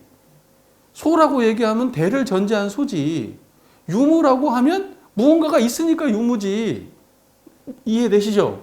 그러니까 대소유무라고 하는 거는 무언가 하나가 없으면 대소유무라는 말이 성립이 안 돼. 대소유무는 지금 여기서 펼쳐지고 있는 이 세상을 아주 가장 심플하게 정리한 말이에요. 청정한 이 자리와 여기서 드러나는 모든 것들과 이 안의 작용들, 드러나는 것들의 작용들. 이게 대소유무예요. 이게 이 세상이에요. 자, 이 세상을 이렇게 이해해야 된다고요. 대종사님의 입장에서, 깨달음의 경지에서. 그러니까 여러분은 이 세상을 사세요. 이 세상을 사셔야지, 이 세상을 안 사시면 안 돼요. 네. 이 세상을 안 살면 어떤 세상을 살게 돼요? 이 세상을, 그러니까 이 세상을 안 살고 지금 청정한 자리를 놓쳐버리고 지금 소하고 유무 속에서 빠져가지고 살게 되면은 그럼 그건 완전히 중생의 세상이에요. 그럼 불국토는 어디예요? 청정 불국토가 어디예요? 지금 청정한 자리에서 이 대와 소와 유무가 이렇게 함께 공존하는 이 세계가 요대로가 불국토예요. 이게 청정한 자리가 안 드러나면 불국토가 아니에요. 자, 이 세상은 대소유무의 치로서 건설되었어요. 됐습니까? 이거는 못 바꿔요. 이렇게 건설되어 있어요. 아, 건설한 거니까 바꿀 수 있는 거 아니야? 네, 못 바꿔요. 자, 12이해의 일로서 운전해 가요. 자, 보세요. 이렇게 건설되어 있어요. 여기에서 바꿀 수 있는 게 뭐예요? 대는 바꿀 수 없죠. 그렇죠. 그러면 12이해는 어디에 속한다고 했어요? 소와 유무의 세계에 속한다고 했죠. 그러면 바꿀 수 있는 거라고 하는 거는 소와 유무. 소와 유무의 차원에서 12이해죠. 맞죠? 그러니까 이 세상의 운전은 12이해로 되는 거예요. 깔끔하네? 대소유무의 이치에서 건설되고 12이해의 일로서 운전해 가고 있네. 지금 여기서 제가 말하고 여러분 알아듣고 이게 지금 운전되고 있는 거잖아요. 그죠? 돈도 벌고 돈도 잃고 쓰기도 하고 손해도 보고 화도 내고 짜증도 내고 그 모든 걸로 지금 이 세상이 운전되고 있는 거예요. 근데 바꿀 수 있는 건 대자리는 못 바꾸고 소하고 유무, 다시 말해서 12이해의 일로서 운전하고 있는 거예요. 됐네, 그러면. 됐네.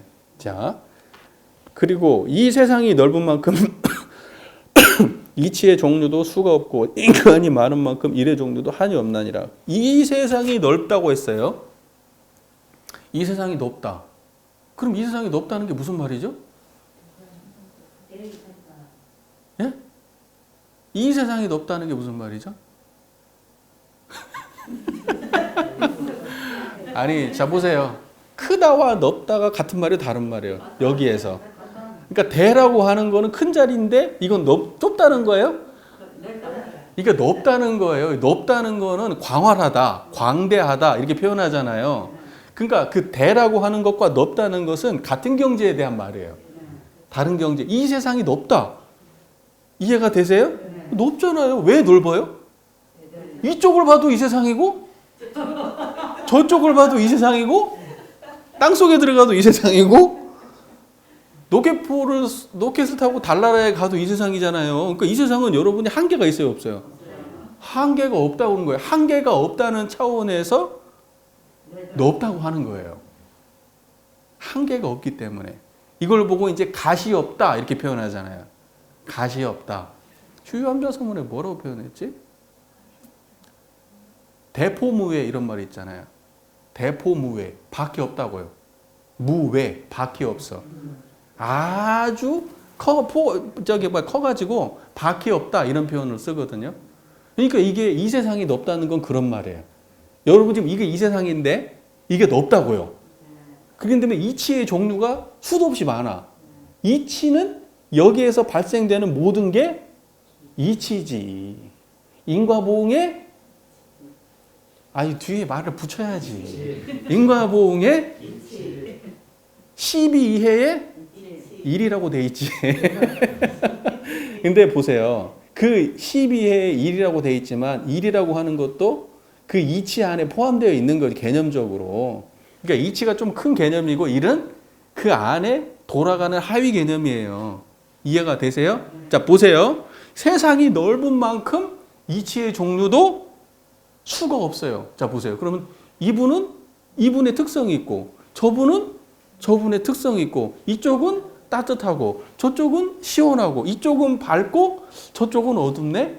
그게 지금 한없이 펼쳐지고 있는 세상이에요. 그게 이치의 종류가 수가 없다는 거예요. 이 세상에는. 세상이 넓은 만큼 수가 없어요. 어디를 가도 여러분은 이치를 만나.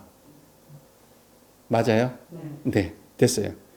자, 그래서 여러분들이 이게 개념이 헷갈리면 안 되는 게 이치라는 말을 들으면 이치가 본원이라고 생각하는 경우가 있어요. 이치가 궁극이라고 이해를 해요. 아니에요.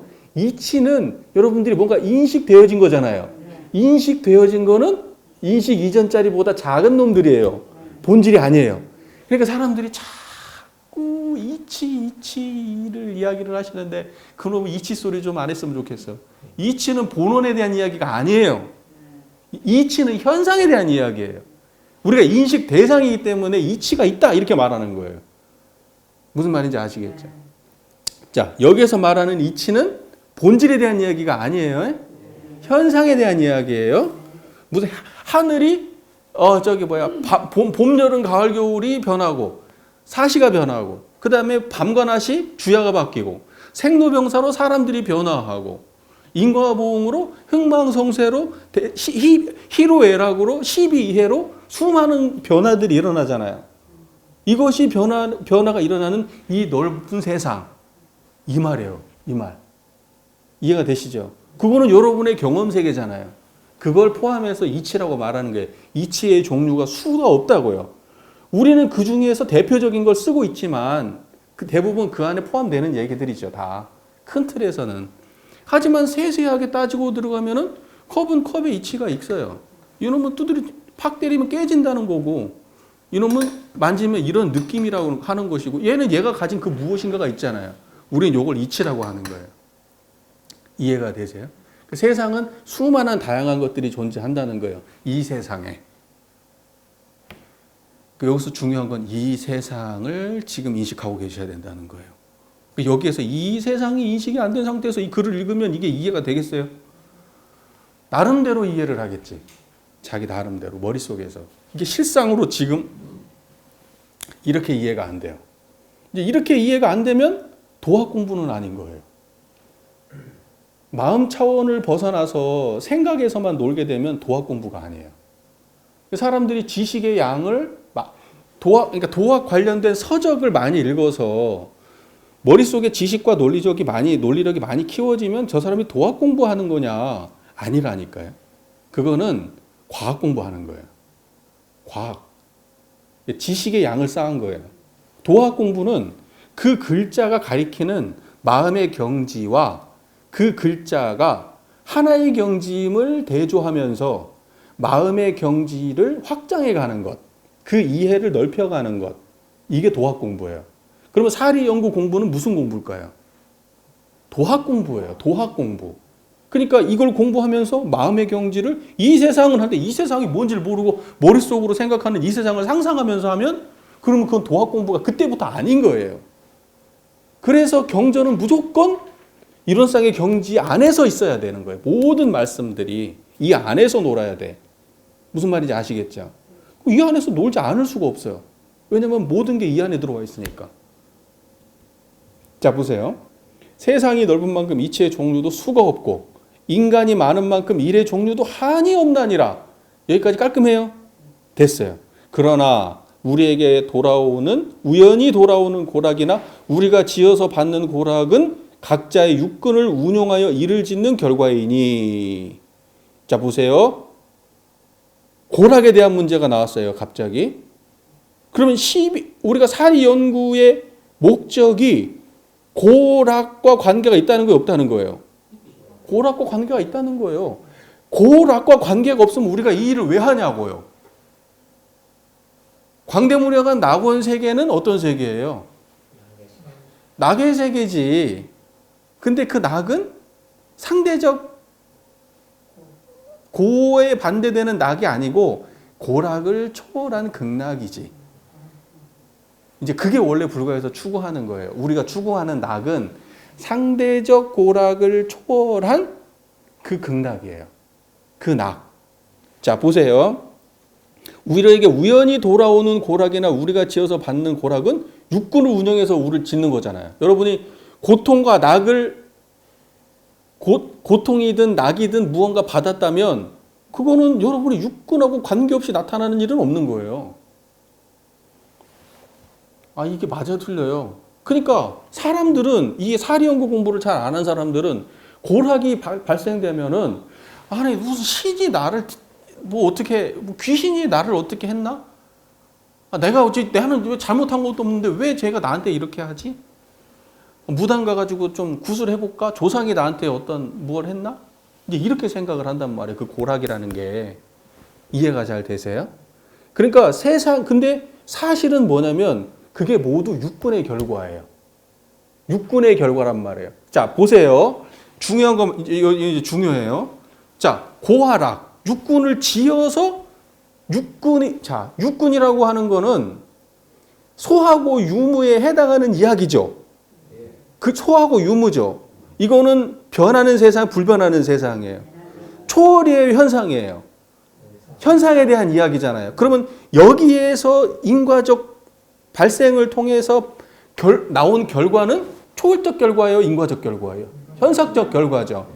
자, 그러면 육군을 지어서 나오는 모든 결과물은 거기서 발생되는 낙은, 거기서 발생되는 고는, 그거는 상대적인 고락이죠. 이해가 잘 되세요? 그러니까 상대적 고락을 초월할 수가 있어야 돼. 문제는 그게 공부예요. 제가 왜 이 압경계다 공부를 비판하냐면 이런 것 때문에 그런 거예요. 육군작용이라고 하는 걸 통해서 심신작용을 통해 가지고 좋은 결과가 나왔다? 그러면 이거는 초월적 고가 아니고 상대적으로 인과적으로 지은 고예요. 그러면 이놈은 언제든지 바뀌어요, 안 바뀌어요? 바뀌어요. 자, 근데 이놈은 근본적으로 내적 역량이 바뀌지 않는 이상 그놈은 똑같이 반복되는 결과물을 도출하게 돼요. 마치 빵을 만드는 기계에서 빵밖에 안 나오는 거하고 똑같은 거예요. 기계가 초콜릿을 만드는 기계에서는 초콜릿이 나오는 거잖아요. 맞죠? 기계 자체가 그렇게 생겼으면 그런 결과가 나오는 거예요. 그런데 우리는 그 결과를 바라보면서 이것이 근본적으로 내가 이 수레바퀴 안에서 이런 결과가 나올 수밖에 없다는 사실을 인식하지 못하고 결과를 바꾸려고 노력해요. 이해가 되세요? 그럼 공부하는 사람들은 어떻게 되느냐? 요 결과가 나온 거는 이 육군 안에 이러한 인과적 사이클, 내가 극복하지 못한 이런 메커니즘 안에 내가 들어가 버렸구나. 그 윤회 안에 내가 들어가 있기 때문에 자꾸 이런 결과가 나오는구나 해서 이걸 바꾸려고 해요. 근데 그게 바꿔져 안 바꿔져? 그게 잘 안 바꿔져요. 그게 안 바꿔져. 그게 안 바꿔져. 왜냐면 그거는 하루아침에 형성된 게 아니에요. 하루아침에 그래, 업의 문제는 절대 하루아침에 형성된 게 아니에요. 그래서 석가모니 부처님이 나와가지고, 야, 그렇게 해가지고 일일이 닦아가지고는 네가 전생에 수억, 나유타, 몇 어마어마하게 오래된 겁동안 쌓아놨던 그 업을 바꿀 수 없어. 어떻게 해야 돼? 초월해야 된다고. 초월해야 된다고요. 초월해야 된다고. 그래서 깨달으라고 말하는 거예요.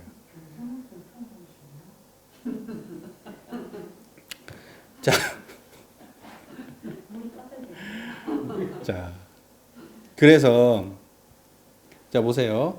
그래서 여기에서 지금 여기서 이야기하고 있는 거는 이거예요. 우리에게 돌아오는 모든 고와 낙의 문제는 전부 다 우리가 어떠한 상황에 닥쳐가지고 일을 지은 12이해의 상황 속에서 어떠한 판단을 내리고 행위를 한 결과물에 지금 현재 고락을 받게 된다 이거예요. 그런데 이 세상을 알면, 그러니까 대경지죠. 대경지를 알면 소하고 유무의 상황에서 발생된 결과와 고락의 문제에 왔다 갔다 할까? 훨씬 자유롭겠죠. 고락은 있어. 왜냐하면 육군은 짓고 사니까. 고락의 결과는 있어요. 12이해 속에서 항상 우리는 12이해를 못 벗어나니까. 1의 12이해. 우리 육군 동작이 12이해 안에서 못 벗어나니까. 그러니까 항상 어떤 결과는 있어. 그런데 그 결과가 나의 세상을 전부 다 빨간색, 검정색으로 물들지 못한다고요. 왜냐하면 여러분의 사는 세상은 청정하니까요. 그러니까 이 청정한 세상 속에 살면은 고락이 없는 게 아니라 고락이 있지만 고락보다 더 큰 세상이 있기 때문에 고락에 끌려다니질 않아요. 고락은 작은 놈들이거든요. 작은 놈들은 물고기가 그냥 왔다 갔다 하는데 물 자체는 가만히 있는 거라고. 거기에 구름이 일어났다 사라지잖아요.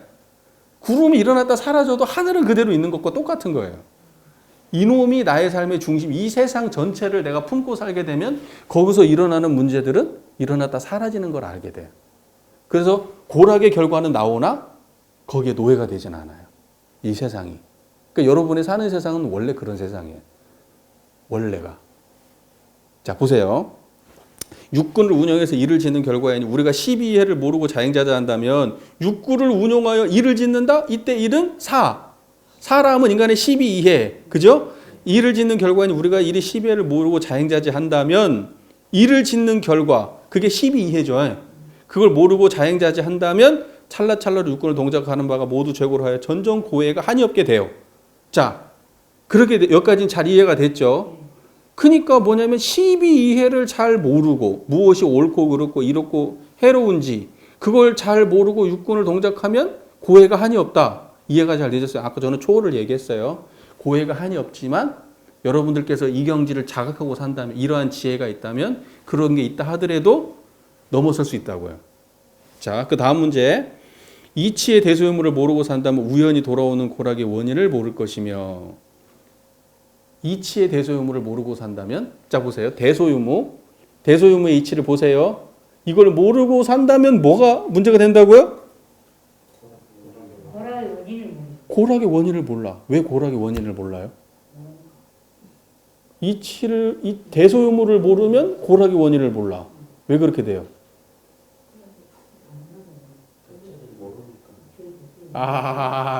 보세요. 자, 보세요. 이제 이렇게 되는 거예요. 그러니까 문장을 꼼꼼하게 하면은 항상 우리는 막히게 돼 있어.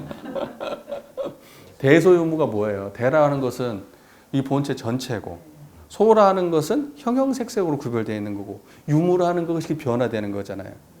자, 대소유무를 안다는 것은 어떤 말이에요? 그 큰 자리와 그 모든 것이 드러난 자리와 그것이 변화되는 거를 낱낱이 안다는 얘기지. 그러면 여기에서 12이해의 문제는 거기에서 12이해가 변화되고 사라지는 것을 환히 알아야 대소유무에 밝은 사람인 거죠. 이해가 되세요? 그게 그 말이에요, 그게. 근데 우리가 이치의 대소유무를 모르고 살면 소자리가 왔다 갔다 일어나고 사라지고 변화되는 것을 잘 몰라요. 그걸 모르면 어떻게 돼요? 모든 게 우연이야.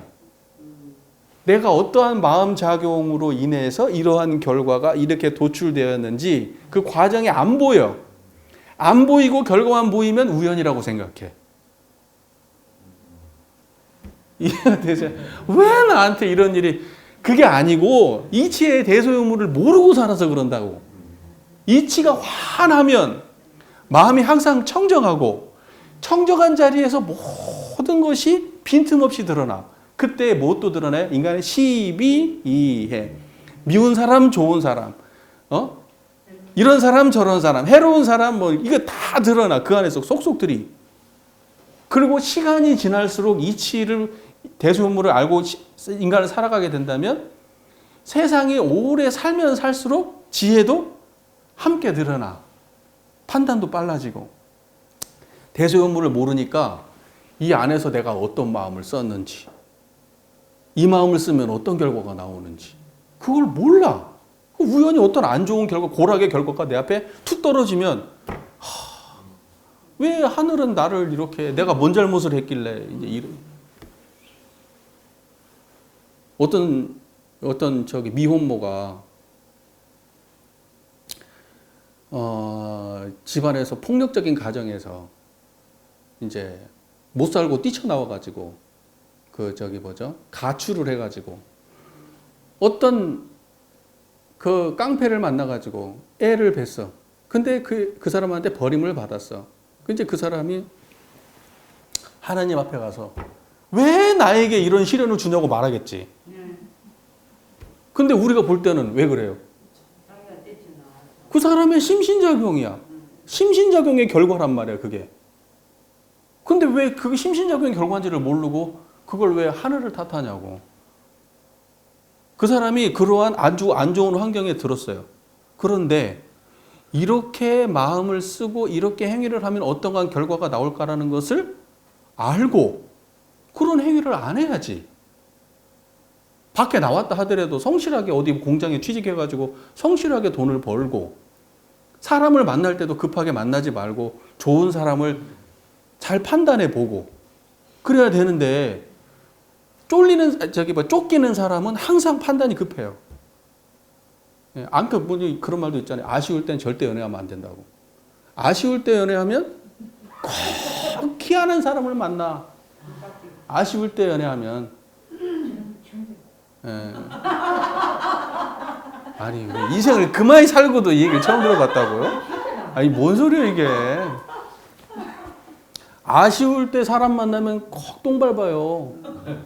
똥 밟게 돼 있어요. 아쉬울 때 만나면 아쉬움이 없는 사람끼리 만나야 그게 좋은 거예요. 자력 있는 사람끼리. 그래서 자력 있는 사람과 자력 있는 사람이 만나야 그 관계가 평등하고 좋은 거예요. 근데 한 사람은 무자력하고 나는 나를 아껴주는 사람을 만났으면 좋겠고 돈 많은 사람을 만났으면 좋겠고 능력 있는 사람들 집안 좋은 사람 만났으면 좋겠어. 그 밑에 딱 들어가는 순간 노예가 돼요. 노예가. 인생 불행해지는 거예요. 아파트 받으면 안 돼. 그래서 부모한테. 큰 아파트 받고 나면 이제 빨래하러 다녀야 돼. 집에. 부르면 가야 되고. 아쉬운 게 없으면 시어머니한테 그걸 할 필요가 없는 거예요. 자, 보세요. 자, 그래서 대소유무를 모르고 산다면 우연히 돌아오는 고락의 원인을 모른다는 말이 이해가 되시죠? 왜 그런지. 대소유무를 안다는 거는 마음의 대자리와 소자리와 유무자리를 낱낱이 잘 안다는 뜻이고 그것을 정확하게 알게 되면 흐름과 드러난 것과 흐름이 다 보인다는 얘기고 그렇게 되면 결과물에 대해서 자기가 수긍하지 않을 수가 없다는 거지.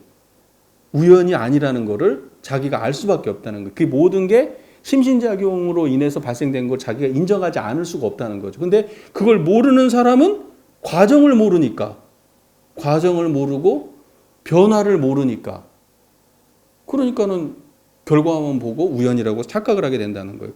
그래서 인과적으로는 우연이라는 거는 있다 없다? 인과적 우연은 없어요. 인과는 우연론이 아니에요. 예, 이해가 되시죠? 인과를 우연이라고 보는 거는 대소요무를 몰라서 그런 거예요. 자, 생각이 단촉하고, 단촉하다는 건 뭐예요? 짧다는 거예요. 생각이 짧아. 편협하다는 건 뭐예요? 치우쳤다는 거예요. 왜 단촉하고 편협해요? 대소요무 이치를 몰라서 그래요. 왜 대소요무 이치를 몰라서 그래요? 이렇게 물으면 또 헷갈리지? 자, 생각이 단촉하다는 거는, 생각이라고 하는 거는 수도 없이 다양할 수가 있는 거예요. 그죠? 그러니까 만상을 형형색색으로 드러내야 되는데 만상 중에 하나만 집중한 거야. 그게 생각이 단촉한 거예요. 이해가 되세요? 만상이 형형색색으로, 예를 들면 이 하나의 문제를 어떻게 처리할까? 그러면 여기에 대해서 수도 없는 생각들이 있을 건데 그 수도 없는 생각을 다 수용할 수가 없다고, 내 마음이.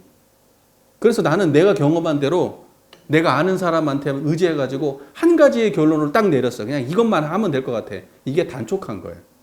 편협한 것도 같은 말이에요. 편협한 거는 한쪽에 치우친 거예요. 그죠?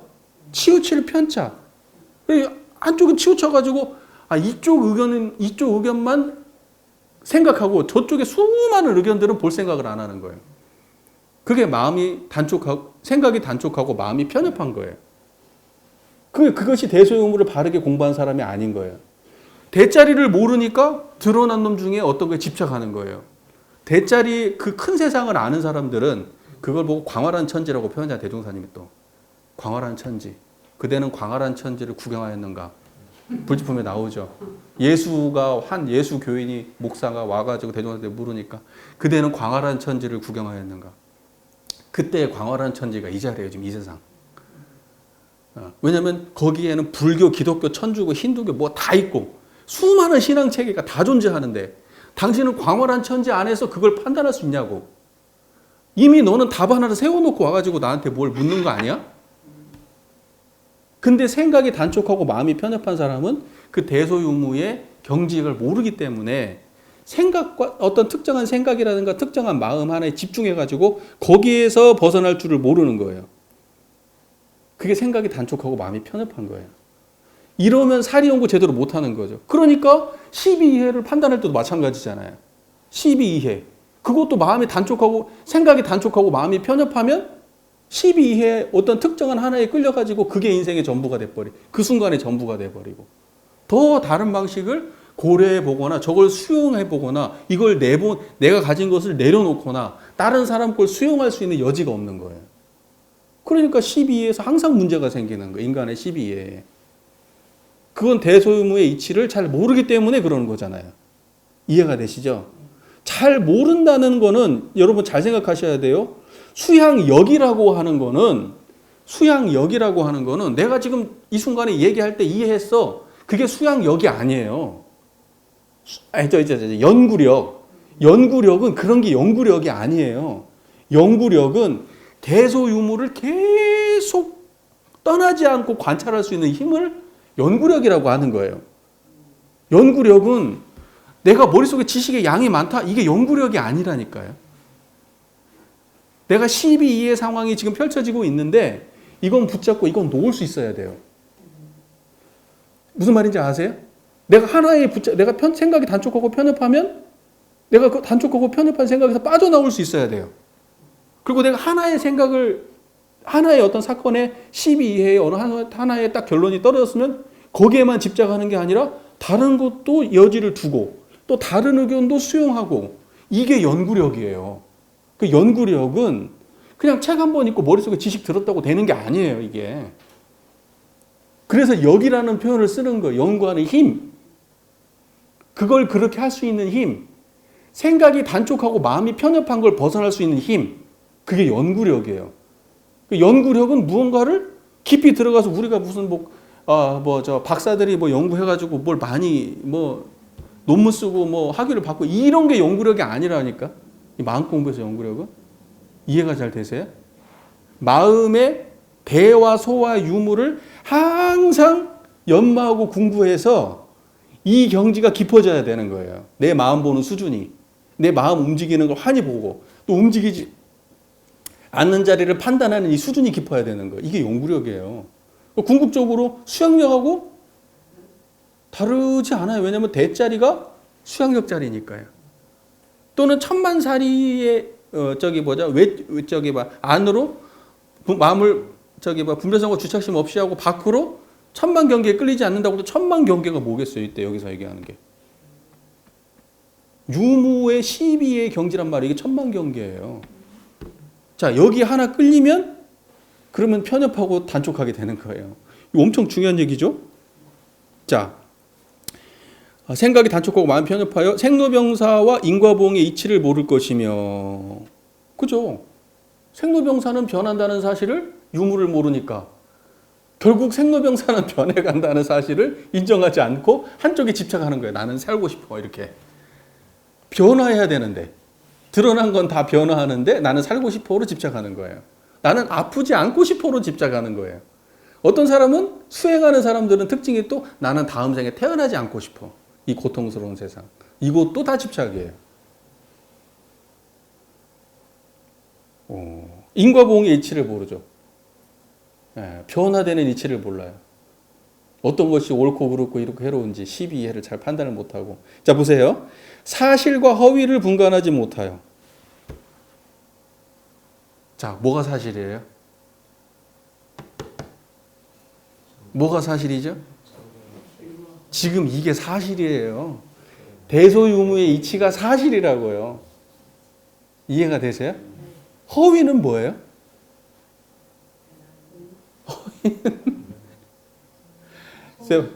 허위는 뭐냐면 그거를 초월하는 경지가 없다고 생각하는 거. 대자리를 모르는 게 허위예요. 여러분 이게 사실인데 이 세상을 이렇게 보는 게 사실인데 이걸 이렇게 안 보면 그게 허위예요. 그러니까 중생들은 전부 다 사실을 못 보고 사는 거고 중생은 부처님은 실상의 세계를 사는 거예요. 실제의 세계에 살고 중생은 허상의 세계를 살아요. 보통 사람들 생각하지 저 사람은 우리하고 다른 걸 보니까 저 사람이 허상인 것 같지. 꿈속에 사는 것 같고. 근데 부처님이 볼 때는 중생이 허위의 세상에 살고 부처는 사실의 세상에 살아요. 그러니까 보세요. 사실이 뭐냐. 지금 이 대소요무가 이렇게 펼쳐진 이 세상의 사실이에요. 이 사실의 세상에 살게 되면 진실을 보는 거잖아요. 세상은 여기에서 드러나는 그리고 드러나는 모든 것들은 변한다. 그리고 어떤 것도 집착할 것이 없다. 이것이 있으면 저것도 있다. 세상은 다. 그런데 사람들은 생로병사 중에 어딘가에 집착하고 인과보응의 세상 중에 어딘가에 집착을 해서 이것이 변하면 다음에 저렇게 변할 수도 있는데 우리는 이 지금 드러나는 결과에 집착을 해가지고 다음의 결과를 예측하지 못해요. 왜냐하면 집착해 있으니까 거기에. 사실을 못 보니까. 1억 천금을 기대하고 로또를 사지만 내가 하면 다 성공할 것 같잖아요. 장사하시는 분들이 지금 뭐 다 문 닫고 뭐 한 100개 하면 10개나 되는 모양이던데 지금 뭐 커피숍도 뭐 거의 그런 것 같아요. 뭐 문 열면 거의 다. 근데 사람들이 그런데요. 내가 하면 될 것 같대요. 네, 그러니까 한대요. 네. 그러니까 그것이 자기를 좀 객관적으로 못 보는 거죠. 자기 마음속에 어떤 뭐 나는 될 거라는 생각 여기에 노예가 되면 그렇게 되는 거예요. 근데 세상에 지금 데이터도 봐야 되고 어떤 사람이 어떻게 성공하고 어떤 사람이 어떻게 실패하고 이런 것들을 낱낱이 연구하고 판단하면 좋은데 그런 거 할 때는 어때요? 불나방처럼 뛰어들잖아요. 내가 하면 될 것 같으니까. 자, 보세요. 사실과 허위를 분간하지 못하여 항상 허망하고 요행한 데 떨어져. 허망하고 요행한 건 뭐예요? 뭐가 허망해요? 사실 아닌 게 허망한 거예요. 허망하다는 거는 뭐냐면 이게 진실되지 않은 것을 허망하다고 하는 거예요. 그러니까 뭐냐면 변화되는 어디에 집착하는 건 다 허망한 거예요. 생로병사에 집착하면 허망한 거예요. 결과에 집착하면 허망한 거예요. 행복에 집착하면 허망한 거예요. 성공에 집착하면 허망한 거예요. 왜? 걔네들은 다 변하는 거니까. 인연에 집착하면 허망한 거예요. 요행은 뭐예요? 노력하지 않고 쉽게 무언가를 얻는 걸 요행이라고 얘기하잖아요. 요행수를 쓴다고 하잖아요. 네. 그런데 노력하지 않는 결과는 없는 거예요. 쉽게 대박 나는 일은 없는 거예요. 네. 근데 그렇게 하니까 결과가 안 좋은 거죠. 자, 우리는 천조의 난측한 이치와 난측이라는 건 헤아리기가 어렵다는 거잖아요. 측량하기, 어려울 난자, 측량하다 할 때 헤아릴 측자단 말이에요. 그러니까 뭔가 이해하고 헤아리고 이게 어렵단 말이에요, 이게 지금. 그러니까 그걸 연구하는 것을 사리 연구라고 하는 거예요. 근데 여러분들은 지금 대소유무를 잘 아시네. 여러분들한테는 난측하지가 않죠, 이 이치가. 안 난측하잖아요. 쉽잖아요, 그죠? 난측하지 않아, 나한테는. 이건 지금 여러분들 빼고 지금 하는 이야기예요. 다른 분들 들으라고. 네. 난측한 이치와 인간의 다단한 이를 다단하다고 했어요. 다단이 뭐예요? 많고 차원이 많고 종류가 많고 이게 다단한 거예요. 다단한 일을 미리 연구하였다가 실생활에 다다라 밝게 분석하고 빠르게 판단하여 알자는 것이니라. 그렇게 밝게 분석하고 인간의 다단한 일을 밝게 분석하고 빠르게 판단해가지고 알게 되면 고와 락 중에 어떤 생활을 더 많이 하게 돼 있어요? 고 생활이 아니고 낙 생활을 많이 하게 돼 있고 또 대소유무 공부를 제대로 꾸준히 하게 되면은 그 낙마저도 허망한 줄을 알아서 집착하지 않게 되겠죠. 이제 거기까지 나가야 돼. 근데 사람들이 이 사리 연구의 목적을 잘못 이해를 이론상을 이해하지 못한 상태에서 사리 연구의 목적을 고가 아니고 낙생활 하자는 거다. 우리가 마음 심리 작용을 잘해가지고 낙생활 하자는 거다. 그런데 그거는 낙이라고 하는 허망한데 집착하게 되는 거예요. 그리고 왜냐하면 그 낙이라고 하는 거는 유무, 변하는 자리거든요. 고락은 항상 변하는 거잖아요. 거기에 집착한 거란 말이에요. 그러니까는 뭐냐, 결과적으로 사리 연구의 목적이라는 거는 낙생활을 하자는 거지만 그 낙마저도 대소유무의 경지 안에서의 낙이에요. 이해가 잘 되세요? 이 세상, 이 광대하고 원만한 세상, 이 한계 없는 넓은 세상, 이 세상 안에서의 고락이에요. 그러니까 고락이 커요? 대소유무가 커요? 대소유무가 크잖아요. 대소유무는 고락의 영향을 받아요? 안 받아요? 큰 세상은 예를 들면 바다가 큰데 돌멩이 하나가 물결이 일어났다고 해서 바다 영향 없는 것처럼 똑같은 거예요. 바람 불고 파도 치고 비 오고 하지만 그것이 좋게 나오는 건 좋은 거지만 거기에도 집착하지 않아야 되는 거예요. 그 노력을 하지 않는다는 게 아니라. 이해되시죠? 그것마저도 넘어서는 게 사리 연구가 궁극적으로 지향해야 될 바죠. 그래서 대종사께서는 오래오래 계속하라고 나오죠. 결과에. 이건 사막마다 나오는 얘기예요. 대종사님. 오래오래 계속. 왜냐하면 그 역이라고 하는 거는 지금 여기서 앉아가지고 우리가 2시간 공부하는 과정에서 여러분 다 이해를 했잖아요. 지금. 대답이 시원하게 왜 안 나와요? 이해 안 한 거예요? 지금 이해를 다 했잖아요. 지금. 아주 다 완벽하게 이해를 했잖아. 지금. 우리 슈타님 맞죠? 아니에요? 이해를 했잖아. 지금. 근데 그게 나의 삶에 유지되진 않아요. 내가 실제로 내 육군의 결과가 내 육군 작용할 때 이게 12이해의 문제로 딱 어떤 상황이 닥쳤을 때 그때 대소유무의 경지에 지금 그 세상 안으로 이걸 가져오질 못해. 지금 이 세상 안으로 이 대소유무가 펼쳐지는 대소유무가 원만하게 드러나 있는 이 세상 안으로 그걸 가져오지 못해요. 쉽게 말해서 청정한 자리에다 문제를 올려놓지 못한다고. 그리고 어떤 사건이 발생하면 거기에 집착을 해. 허망한 짓을 한단 말이에요. 허망한 짓을. 근데 그때마다 이렇구나. 내가 지금 허망한 데 떨어졌구나. 세상은 모든 게 다 변하는 건데. 혹시 생로병사 인과보험의 이치를 모른다고 그랬죠. 마음이 편협해가지고. 무슨 말인지 이해되죠? 그러니까 내가 편협하게 내가 지금 뭐 하나에 집착해가지고 고통을 불러일으키고 있구나. 또는 시비의 문제가 발생해 나는 옳다고 생각하는데 나 때문에 저쪽에 지금 힘든 상황이 발생됐는데 내가 이 생각을 조금 달리 먹어야 되겠구나 해서 이걸 내려놓으면 되는데 그렇게 인식도 못할 뿐만이 아니라 내려놓지도 못해. 왜? 집착해서 거기 붙들려 가지고. 자 보세요. 그러면 이러한 모든 문제를 우리가 지금 사리 연구를 통해서 알았어. 그러면 이제 끝이냐? 아니, 이제 이것이 우리 삶에 실제적으로 적용이 돼서 힘을 쌓아야 되는 거죠.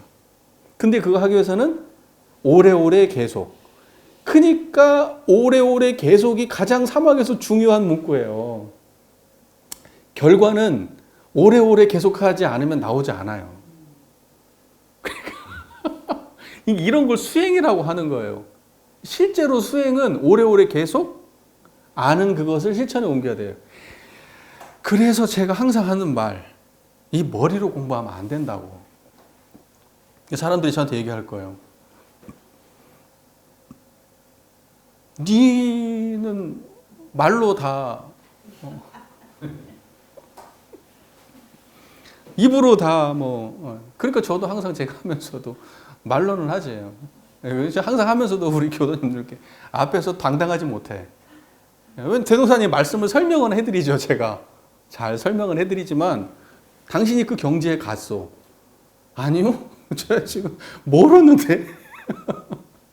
그러니까 그 멀음을 인식하고 살아야 돼요. 그러니까 사람들이 이게 문제가 뭐냐면 이 내용을 이해한 것이 내가 마치 그 경지에 올라간 것처럼 착각을 해요. 그걸 이해한 것과 안 것과 내가 그게 역으로 그 힘이 키워진 거를 구분을 잘 못해가지고 헷갈려. 사람들 앞에서 뭔가 설명을 잘하면 내가 된 걸로 착각을 해요. 전혀 아니거든. 그거 전혀 다른 문제예요. 사리 연구력은 제가 이렇게 말로 교리를 잘 설명하는 게 사리 연구력이 아니에요. 실제로 12의 문제가 닥쳤을 때 그 12의 상황에서 어떤 거에도 집착하지 않고 허망한 거 사실 다 분석하고 내려놓을 건 내려놓고 잡을 건 잡고 이렇게 할 수 있는 내 마음의 역량이 그게 사리 연구력이지. 제가 이렇게 사람들 앞에서 교리 잘 떠드는 게 이게 사리 연구력이 아니에요, 이게. 그 중에 하나는 될란가 모르겠지만 이 본질이 아니라고요. 역의 본질이. 무슨 말인지 이해가 되시죠? 네. 자, 네. 오늘 제2절 사리 연구의 요지, 목적, 결과까지 함께 공부를 했습니다. 우리 교도님들 오늘 이 시간이 진급하는 시간이 되었으면 좋겠습니다. 네. 경청해 주셔서 감사합니다. 애쓰셨습니다. 감사합니다.